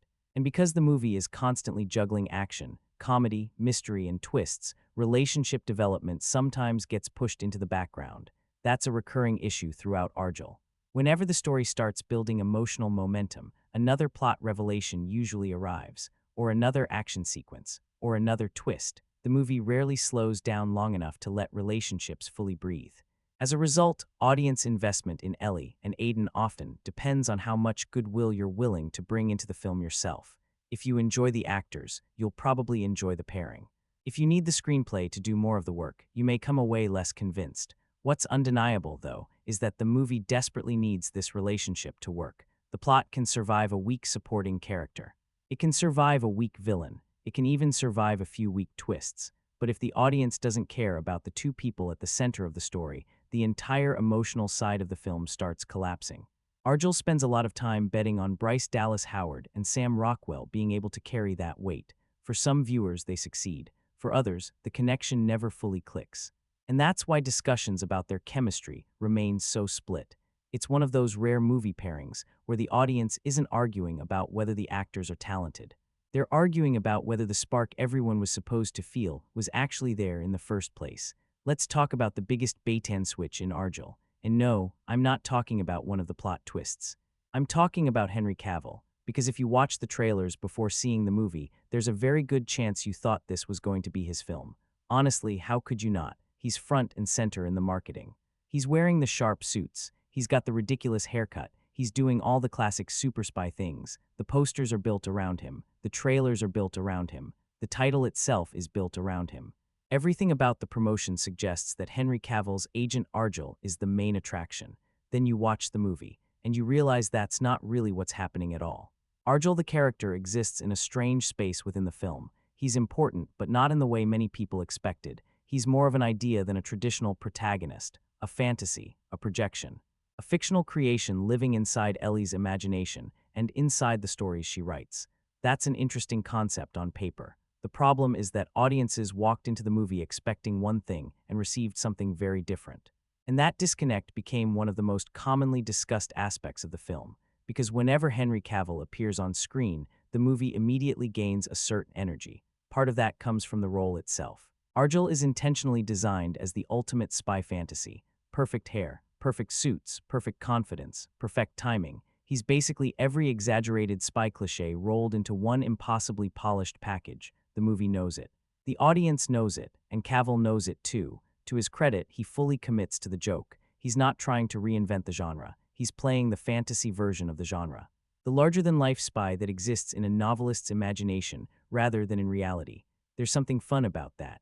In fact, some of the movie's early scenes benefit from the contrast between Cavill's impossibly polished fantasy spy and Sam Rockwell's much scruffier real-world operative. It's one of the film's smarter ideas. You have the spy people imagine versus the spy people actually get. That's fertile ground for comedy. Unfortunately, that idea also limits how much Cavill gets to do. Because Argylle isn't really a character with his own journey. He's a symbol, a visual representation, a fantasy avatar.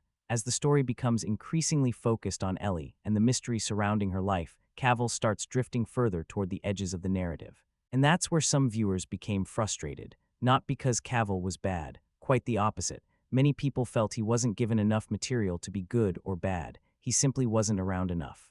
For a movie named Argylle, the actual Argylle often feels surprisingly absent. There were plenty of reactions that basically boiled down to the same thought. Why cast Henry Cavill if you're barely going to use him? It's a fair question. Especially when the marketing campaign spent so much time convincing audiences that he was the centerpiece. At times, it almost feels like the movie is more interested in the idea of Henry Cavill than in Henry Cavill himself. His image becomes part of the fantasy, part of the joke, part of the illusion, but not necessarily part of the emotional heart of the story. That role belongs elsewhere. What's interesting is that the film occasionally benefits from this approach. Because Argylle appears selectively, his scenes often feel larger than life. He arrives, delivers exactly what the movie needs from him, and disappears again. There's a certain efficiency to it. The problem is that efficiency isn't always satisfying, especially when audiences wanted more. Some viewers even felt that Sam Rockwell accidentally became the movie's real leading man despite Cavill being positioned as the headline attraction. And honestly, that's hard to argue against. Rockwell gets the emotional material. Rockwell gets the character development. Rockwell gets the relationship dynamics. Meanwhile, Cavill mostly gets the iconography, the look, the attitude, the fantasy, none of which are inherently bad. In fact, they're entertaining, but they're not the same thing as having a fully developed role. That's why reactions to Cavill and Argylle are so unusual. Most movie discussions revolve around whether an actor succeeded or failed in a role. Here, the conversation is often about whether the role existed in the first place. People aren't criticizing his performance. They're questioning how little opportunity he had to actually give one. By the end of the film, Henry Cavill remains one of Argylle's most memorable ingredients, not because he dominates the story, because he leaves audiences wondering what the movie might have looked like if it had given him more to do. And that's a strange legacy for a character whose name is literally in the title. The movie is called Argylle. Yet one of the most common reactions afterward is still, I thought there was going to be a lot more Argylle. One of the first things that grabs your attention about Argylle isn't the plot, it's the cast list. Seriously, this movie has one of those lineups where you keep reading names and wondering how they managed to get all these people into the same project. Bryce Dallas Howard, Sam Rockwell, Henry Cavill, Bryan Cranston, Samuel L. Jackson, John Cena, Catherine O'Hara, Dua Lipa, Ariana DeBose, Richard E. Grant, Sofia Boutella. At a glance, it almost feels like the movie should be impossible to mess up. Even if the story has problems, surely a cast this strong can carry it across the finish line, right? Well, not exactly. One of the most common criticisms aimed at Argylle isn't that the cast is bad, it's that the cast is wasted. There's a difference. In fact, that's what makes it so frustrating. Nobody is complaining that these actors lack talent. The complaint is that many of them barely get the chance to use it. You can almost divide the cast into two categories. I mean artificial, there's a difference. From the very beginning, the movie has this glossy, hyper-polished look to it. Every frame feels processed, cleaned up, sharpened, and polished until it almost stops feeling real. Some viewers actually enjoyed that approach. After all, this isn't supposed to be a grounded espionage thriller. It's a fantasy version of a spy movie, a heightened reality. A world where everything is bigger, brighter, and more exaggerated than real life. You can certainly argue that the visual style is intentional. The problem is that intentional doesn't automatically mean convincing. Throughout the movie, there are moments where the digital effects become impossible to ignore, and once you start noticing them, they become harder and harder to stop noticing. The issue isn't just individual effects shots. It's the overall feeling. Many scenes never fully convince you that what you're looking at exists in a physical space. Characters often seem disconnected from their environments. Backgrounds sometimes feel manufactured. Action sequences occasionally resemble expensive video game cutscenes more than actual filmed events. There's a weightlessness to some of the visuals that works against the movie, and unfortunately, action movies need weight. You don't necessarily need realism, but you do need impact. When a punch lands, you need to feel it. When a character falls, you need to believe it. When something explodes, you need to sense some level of danger. Argylle occasionally struggles with that. The more elaborate the set pieces become, the more noticeable the artificiality becomes. Ironically, some of the movie's strongest visual ideas are also attached to some of its most divisive effects work. Take the transitions between reality and Ellie's imagination. Those moments where characters shift between the fictional world and the real world. Conceptually, that's one of the smartest visual ideas in the entire film. It's creative. It's distinctive, and early on it helps separate Argylle from other spy movies. Several viewers actually praised those sequences. They felt fresh, different, something you don't see every day. The problem is that the movie keeps returning to the technique, again and again and again. Eventually, what starts as an interesting visual trick begins feeling overused. Instead of enhancing scenes, it starts calling attention to itself. And that's a recurring issue throughout the film's visual design. Many of the effects feel less interested in serving the story and more interested in reminding you how clever they are. The movie wants you to notice them. Sometimes a little too much. Another complaint that surfaced repeatedly was the extensive use of green screen environments. There are sequences where the digital backgrounds become so obvious that they start distracting from the performances. Rather than focusing on the characters, you're looking at the environment wondering if anything in the frame is actually real. That's never ideal, especially in a movie that already asks the audience to suspend disbelief on a regular basis. The visual effects also contribute heavily to the film's unusual tone. Because everything looks so polished and so artificial, some viewers felt the movie never developed a believable atmosphere. Even when serious moments arrive, the visual style keeps reminding you that you're watching something manufactured. It's difficult to create emotional immersion when the world itself feels synthetic. That doesn't mean the effects are entirely unsuccessful. There are certainly moments where the spectacle works. There are shots that look impressive. There are sequences that benefit from the movie's willingness to embrace visual excess. The issue is consistency. For every effect that enhances the experience, there seems to be another one pulling viewers out of it. And that's why the conversation around Argylle's visuals became so complicated. The movie isn't lacking ambition. Nobody watches Argylle and thinks it played things safe. The filmmakers clearly wanted a visually distinctive blockbuster. They wanted memorable imagery. They wanted spectacle. They wanted scale. What many viewers questioned wasn't the ambition. It was the execution. Because somewhere between imagination and realization, the movie often ends up feeling less cinematic than intended, not because it looks cheap. Because it looks too artificial, and that's a surprisingly important distinction. Cheap can sometimes be charming. Artificial is much harder to hide. By the end of the film, the visual effects become another example of Argylle's larger identity crisis. The movie constantly wants to be bigger, louder, brighter, and more spectacular. Sometimes it succeeds. Other times it becomes so polished that it starts losing the very thing spectacle is supposed to create, believability, not realism. Believability, and for many viewers, that's where the visual presentation never quite manages to stick the landing. Beyond the story, the twists, and the action, Argylle is one of those movies where the technical side becomes part of the conversation almost as much as the plot itself. And that's not always a good thing. Usually, when a movie is working, most people don't spend much time thinking about the editing, the sound mix, or the way scenes are stitched together. Those elements quietly do their job in the background. With Argylle, there are moments where they step into the spotlight, sometimes intentionally, sometimes not. Let's start with the cinematography because that's probably where reactions were the most mixed. There are viewers who genuinely liked the look of the film. They appreciated the bright colors, the flashy presentation, and the heightened visual style. The movie certainly isn't afraid of being visually loud. Every location feels designed to grab your attention. Every major sequence wants to leave some sort of impression, but there were just as many people who felt the opposite. For them, the movie looked strangely flat despite all the visual noise. It's a weird contradiction. Argylle is constantly throwing color, movement, effects, and spectacle at the screen, yet some viewers still felt it lacked visual depth. Part of that comes back to the artificiality we talked about earlier. When so much of the world feels digitally enhanced, some of the visual texture gets lost. The movie often looks expensive. What it doesn't always look like is a real place. Then there's the editing. And honestly, this is where Argylle becomes fascinating, because the film has an enormous amount of energy. Scenes move quickly, conversations move quickly, reveals move quickly, action sequences move quickly. Everything is constantly moving, yet somehow the movie still feels long. That's a difficult balance to get wrong. Usually fast editing creates momentum.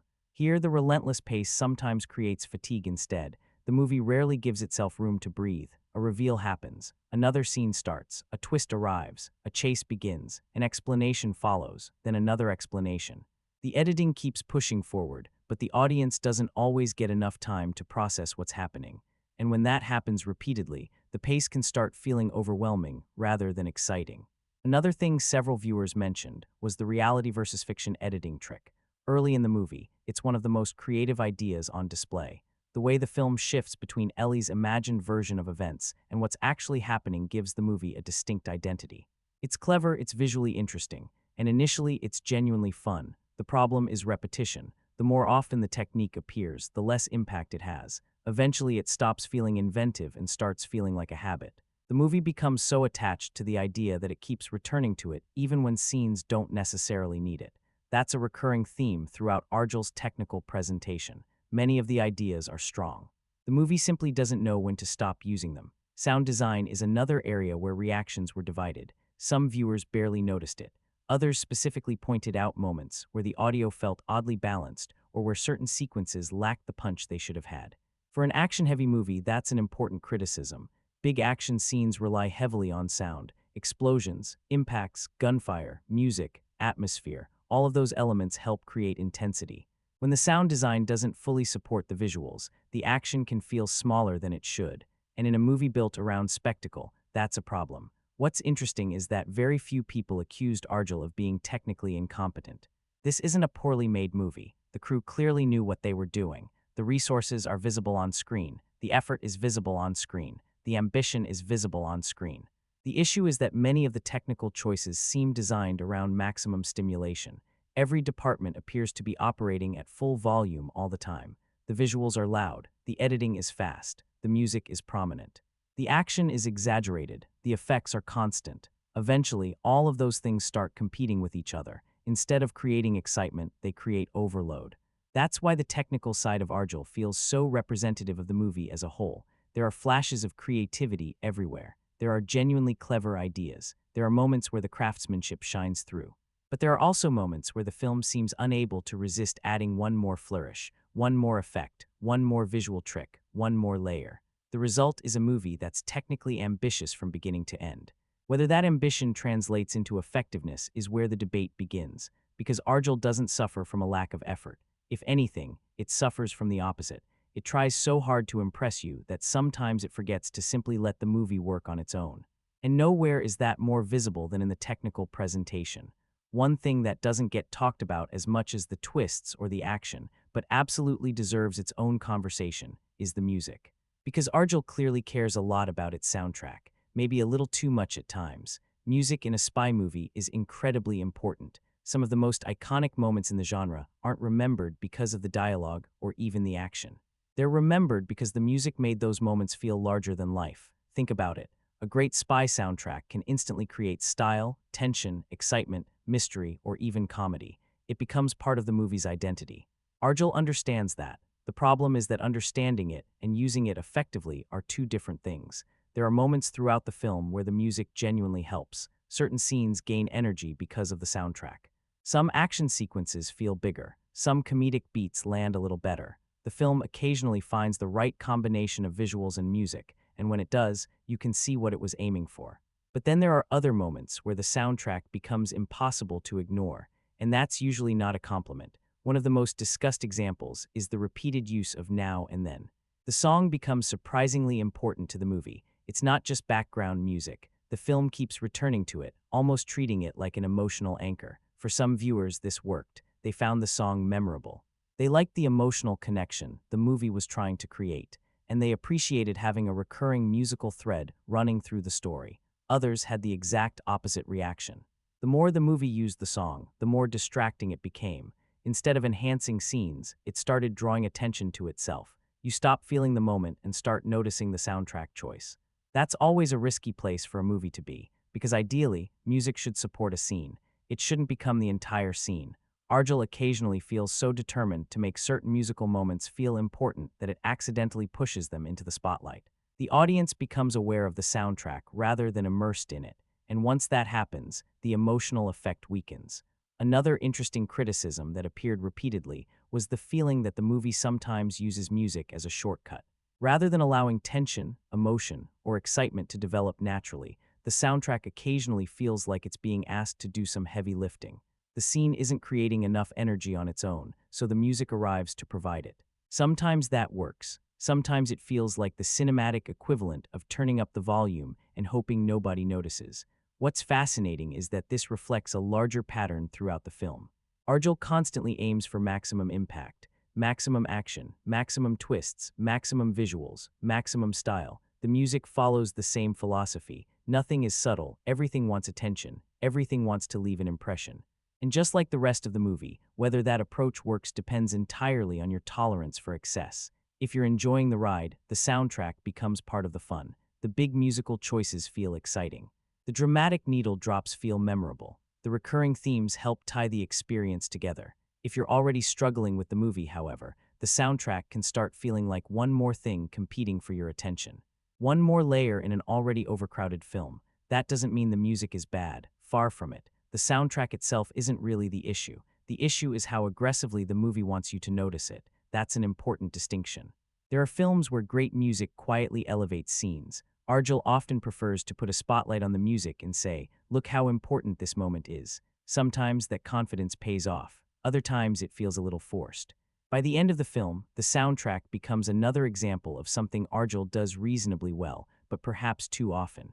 A good idea that gets repeated until it starts losing some of its power. And honestly, that might be the most Argylle thing imaginable. Even the music follows the movie's favorite rule. If something works once, do it again, then do it bigger, then do it one more time just to make sure everyone noticed. One complaint that keeps showing up no matter where you look is the runtime. Not the story, not the twists, not the CGI, the runtime. Because Argylle isn't just a long movie, it's a movie that often feels long. And those are two very different things. There are plenty of films that run well over 2 hours and somehow feel shorter. You get absorbed into the story, the characters, and the momentum, and before you know it, the credits are rolling. Argylle has the opposite problem. Even though it's constantly moving, many viewers felt every minute of it.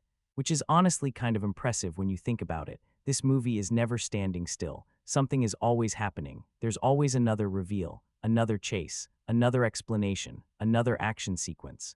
Another twist waiting around the corner, yet somehow the film still develops pacing issues. Why? Because pacing isn't just about movement, it's about progression, and Argylle often confuses the two. The movie keeps moving forward physically, but it doesn't always feel like it's moving forward emotionally. That's where the drag starts. The first act doesn't really suffer from this problem. In fact, the opening section moves quite well. The mystery is fresh, the premise is interesting, the audience is still trying to figure out what's happening. Curiosity does a lot of work during those early scenes. You want answers. You want explanations. You want to know where the story is going. That natural curiosity creates momentum. The trouble begins once the movie starts replacing questions with explanations. Instead of building anticipation, it starts unloading information. Then more information about the information.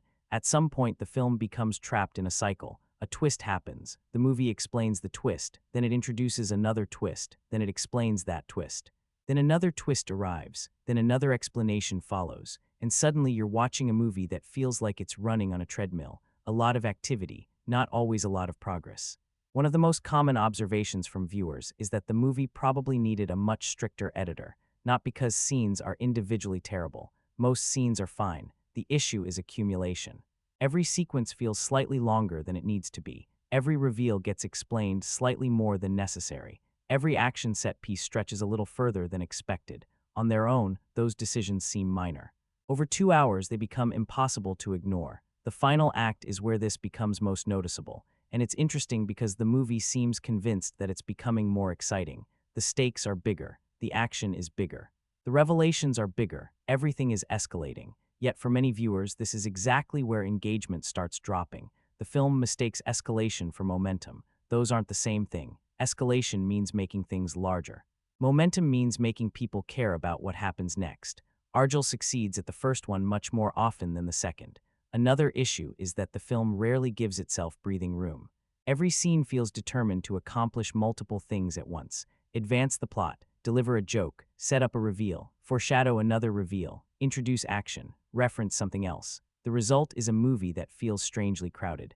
There's very little space between events. Ironically, that constant intensity can make the experience feel slower rather than faster, because audiences never get a chance to reset. Sam Rockwell's charm, Bryce Dallas Howard's commitment, Henry Cavill's screen presence, Samuel L. Jackson showing up and doing what Samuel L. Jackson does. For some viewers, simply spending time with these actors was enough to keep the movie entertaining.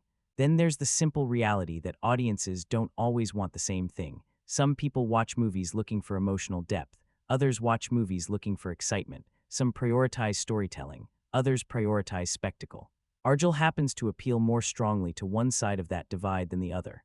If you're someone who can sit back, switch off the analytical part of your brain, and enjoy 2 hours of increasingly ridiculous spy nonsense, the film has a decent chance of working for you. The movie gives you plenty to look at, plenty to laugh at, plenty to react to, and for some people, that's enough. What's fascinating is that many positive reviews actually acknowledge the criticisms. They don't necessarily disagree with them. They just don't care as much. Yes, the plot is messy. Yes, the twists are excessive. Yes, the movie is too long, but they had fun anyway. That's a completely valid response. Sometimes entertainment wins, sometimes logic loses. Sometimes audiences simply connect with a movie's energy. Argylle has that effect on certain viewers, and that's why the conversation around the film remains so divided. Because the same qualities that drive some people away are exactly the qualities that attract others. The absurdity, the excess, the chaos, the commitment to spectacle. For critics, those become weaknesses. For supporters, those become selling points. And that's probably the best explanation for why Argylle continues to generate such different reactions. The movie isn't universally loved. It isn't universally hated. It's one of those films where your enjoyment depends almost entirely on whether you decide to fight the madness or simply go along with it. For some audiences, going along with it turned out to be surprisingly fun. If the people who enjoyed Argylle embraced the chaos, the people who disliked it usually had the exact opposite reaction. They reached a point where the chaos stopped being entertaining and started becoming exhausting. And judging by the volume of criticism surrounding the film, a lot of viewers eventually hit that wall. What's important to understand is that most negative reactions didn't begin immediately. Very few people seem to hate the premise. In fact, one of the strangest things about Argylle is how often critics praise the setup before criticizing everything that came after it. The idea itself is genuinely intriguing. A novelist whose fictional stories seem connected to real-world espionage, a blending of imagination and reality, a mystery built around storytelling itself. That's a strong hook. The problem is that many viewers felt the movie never knew how to capitalize on it. Instead of building on that concept, it kept piling more and more ideas on top of it. And eventually, the original appeal got buried. That's where a lot of frustration comes from, not from what the movie is, from what people felt it could have been. Because underneath all the complaints about pacing, CGI, twists, and tone, there's a recurring sense of disappointment. Viewers saw potential. They saw ingredients for a clever spy comedy, a fun adventure, a playful genre satire, something fresh, and then they watched the film drift further and further away from those strengths. The twists are probably the biggest example. Early reveals create intrigue. They make audiences curious. They encourage viewers to lean forward and pay attention. But when twists become constant, something changes. The surprises stop feeling surprising. The audience stops processing individual revelations and starts waiting for the next one. At that point, shock loses its power. Many viewers described exactly that experience. They stopped reacting to the reveals because they expected another one to arrive a few minutes later, and usually it did. The film eventually creates a strange form of narrative fatigue. Nothing feels permanent. Nothing feels stable. Nothing feels settled. As a result, investment begins to disappear. Another common criticism is that the movie asks for far too much trust, not just suspension of disbelief. Trust, there's a difference. Most audiences are perfectly willing to accept ridiculous concepts if the movie establishes consistent rules. Argylle keeps changing those rules. Characters become different people. Motivations shift. Backstories evolve. Reality itself becomes flexible. The audience spends so much time adjusting to new information that they lose confidence in the story. And once that confidence is gone, it becomes difficult to care about the outcome. The action generated similar complaints, not because there wasn't enough of it, because there was too much of it, or at least too much of a particular kind of action. Many viewers felt the movie prioritized spectacle over stakes. Scenes became larger, louder, more elaborate, but not necessarily more engaging. The movie keeps escalating without always giving audiences a reason to remain emotionally invested. Then there are the visual effects, the pacing. The runtime, the franchise setup, the uneven comedy, the tonal shifts. Individually, none of these issues might have been fatal. Together, they create a cumulative effect. Every problem amplifies the others. The longer the movie continues, the harder it becomes to overlook any one weakness. What's fascinating is that many negative reviews don't sound angry. They sound frustrated. There's a difference. Anger usually comes from getting something terrible. Frustration often comes from getting something that should have been better. That's Argylle in a nutshell for a lot of people. The cast is strong. The director is talented. The budget is enormous. The premise is creative. The resources are clearly there. And yet the final product leaves viewers wondering how something with so much potential ended up feeling so messy. Perhaps the most damaging criticism is also the simplest. A surprising number of viewers eventually stopped caring, not because the movie was boring. Argylle is rarely boring, because boredom isn't really the problem. The problem is detachment. The story keeps demanding attention but gradually loses emotional investment. You're watching events unfold. You're following the plot, but you're no longer emotionally connected to what's happening. That's a much harder issue to solve than simple boredom, because once audiences disconnect, bigger action scenes don't help, more twists don't help, additional revelations don't help. In some cases, they actually make the problem worse. And that's why the negative reaction to Argylle became so widespread, not because the movie lacked ambition. If anything, it had too much. Not because it lacked ideas. It had an endless supply of them. The issue was execution. Many viewers felt the film became so focused on surprising, entertaining, and overwhelming the audience that it forgot to make them care. And for a movie that constantly asks for your attention, that's a difficult mistake to recover from. Which is why so many people walked away feeling less disappointed by what Argylle was, and more disappointed by what it almost could have been. So after all the twists, all the spy games, all the action scenes, all the arguments about CGI, all the discussions about casting, and all the debates about whether this movie is brilliant nonsense or simply nonsense, where does Argylle ultimately land? Honestly, that's a harder question than it sounds, because Argylle isn't the kind of movie that inspires a simple reaction. It's not universally loved. It's not universally hated. It's not even universally understood. Instead, it feels like one of those films that leaves almost everyone walking away with a different experience. Some people see a wildly entertaining spy spoof that embraces absurdity and refuses to apologize for it. Others see an overstuffed mess that collapses under the weight of its own ambition. And the strange thing is that both groups are looking at the exact same movie. That's what makes Argylle such a fascinating case. The film doesn't fail because it lacks ideas. If anything, it has too many ideas. It doesn't fail because it lacks talent. The cast is packed with talent. It doesn't fail because it lacks money. The budget is visible in nearly every frame. The movie's biggest problem is that it never learns how to stop. Every strength eventually becomes excess. Every interesting concept gets stretched. Every twist becomes another twist. Every action sequence becomes a larger action sequence. Every reveal leads to another reveal. It's as if the film is permanently convinced that more is the answer. More spectacle, more surprises, more characters, more connections, more everything. And that's where opinions start splitting apart. Because some viewers genuinely enjoy that philosophy. They admire the ambition. They admire the confidence. They appreciate a movie willing to swing for the fences, even if it occasionally misses. For them, Argylle is the cinematic equivalent of a roller coaster. It doesn't always make sense. It doesn't always stay on track, but it's energetic enough to keep them entertained. Other viewers see the exact same qualities and reach the opposite conclusion.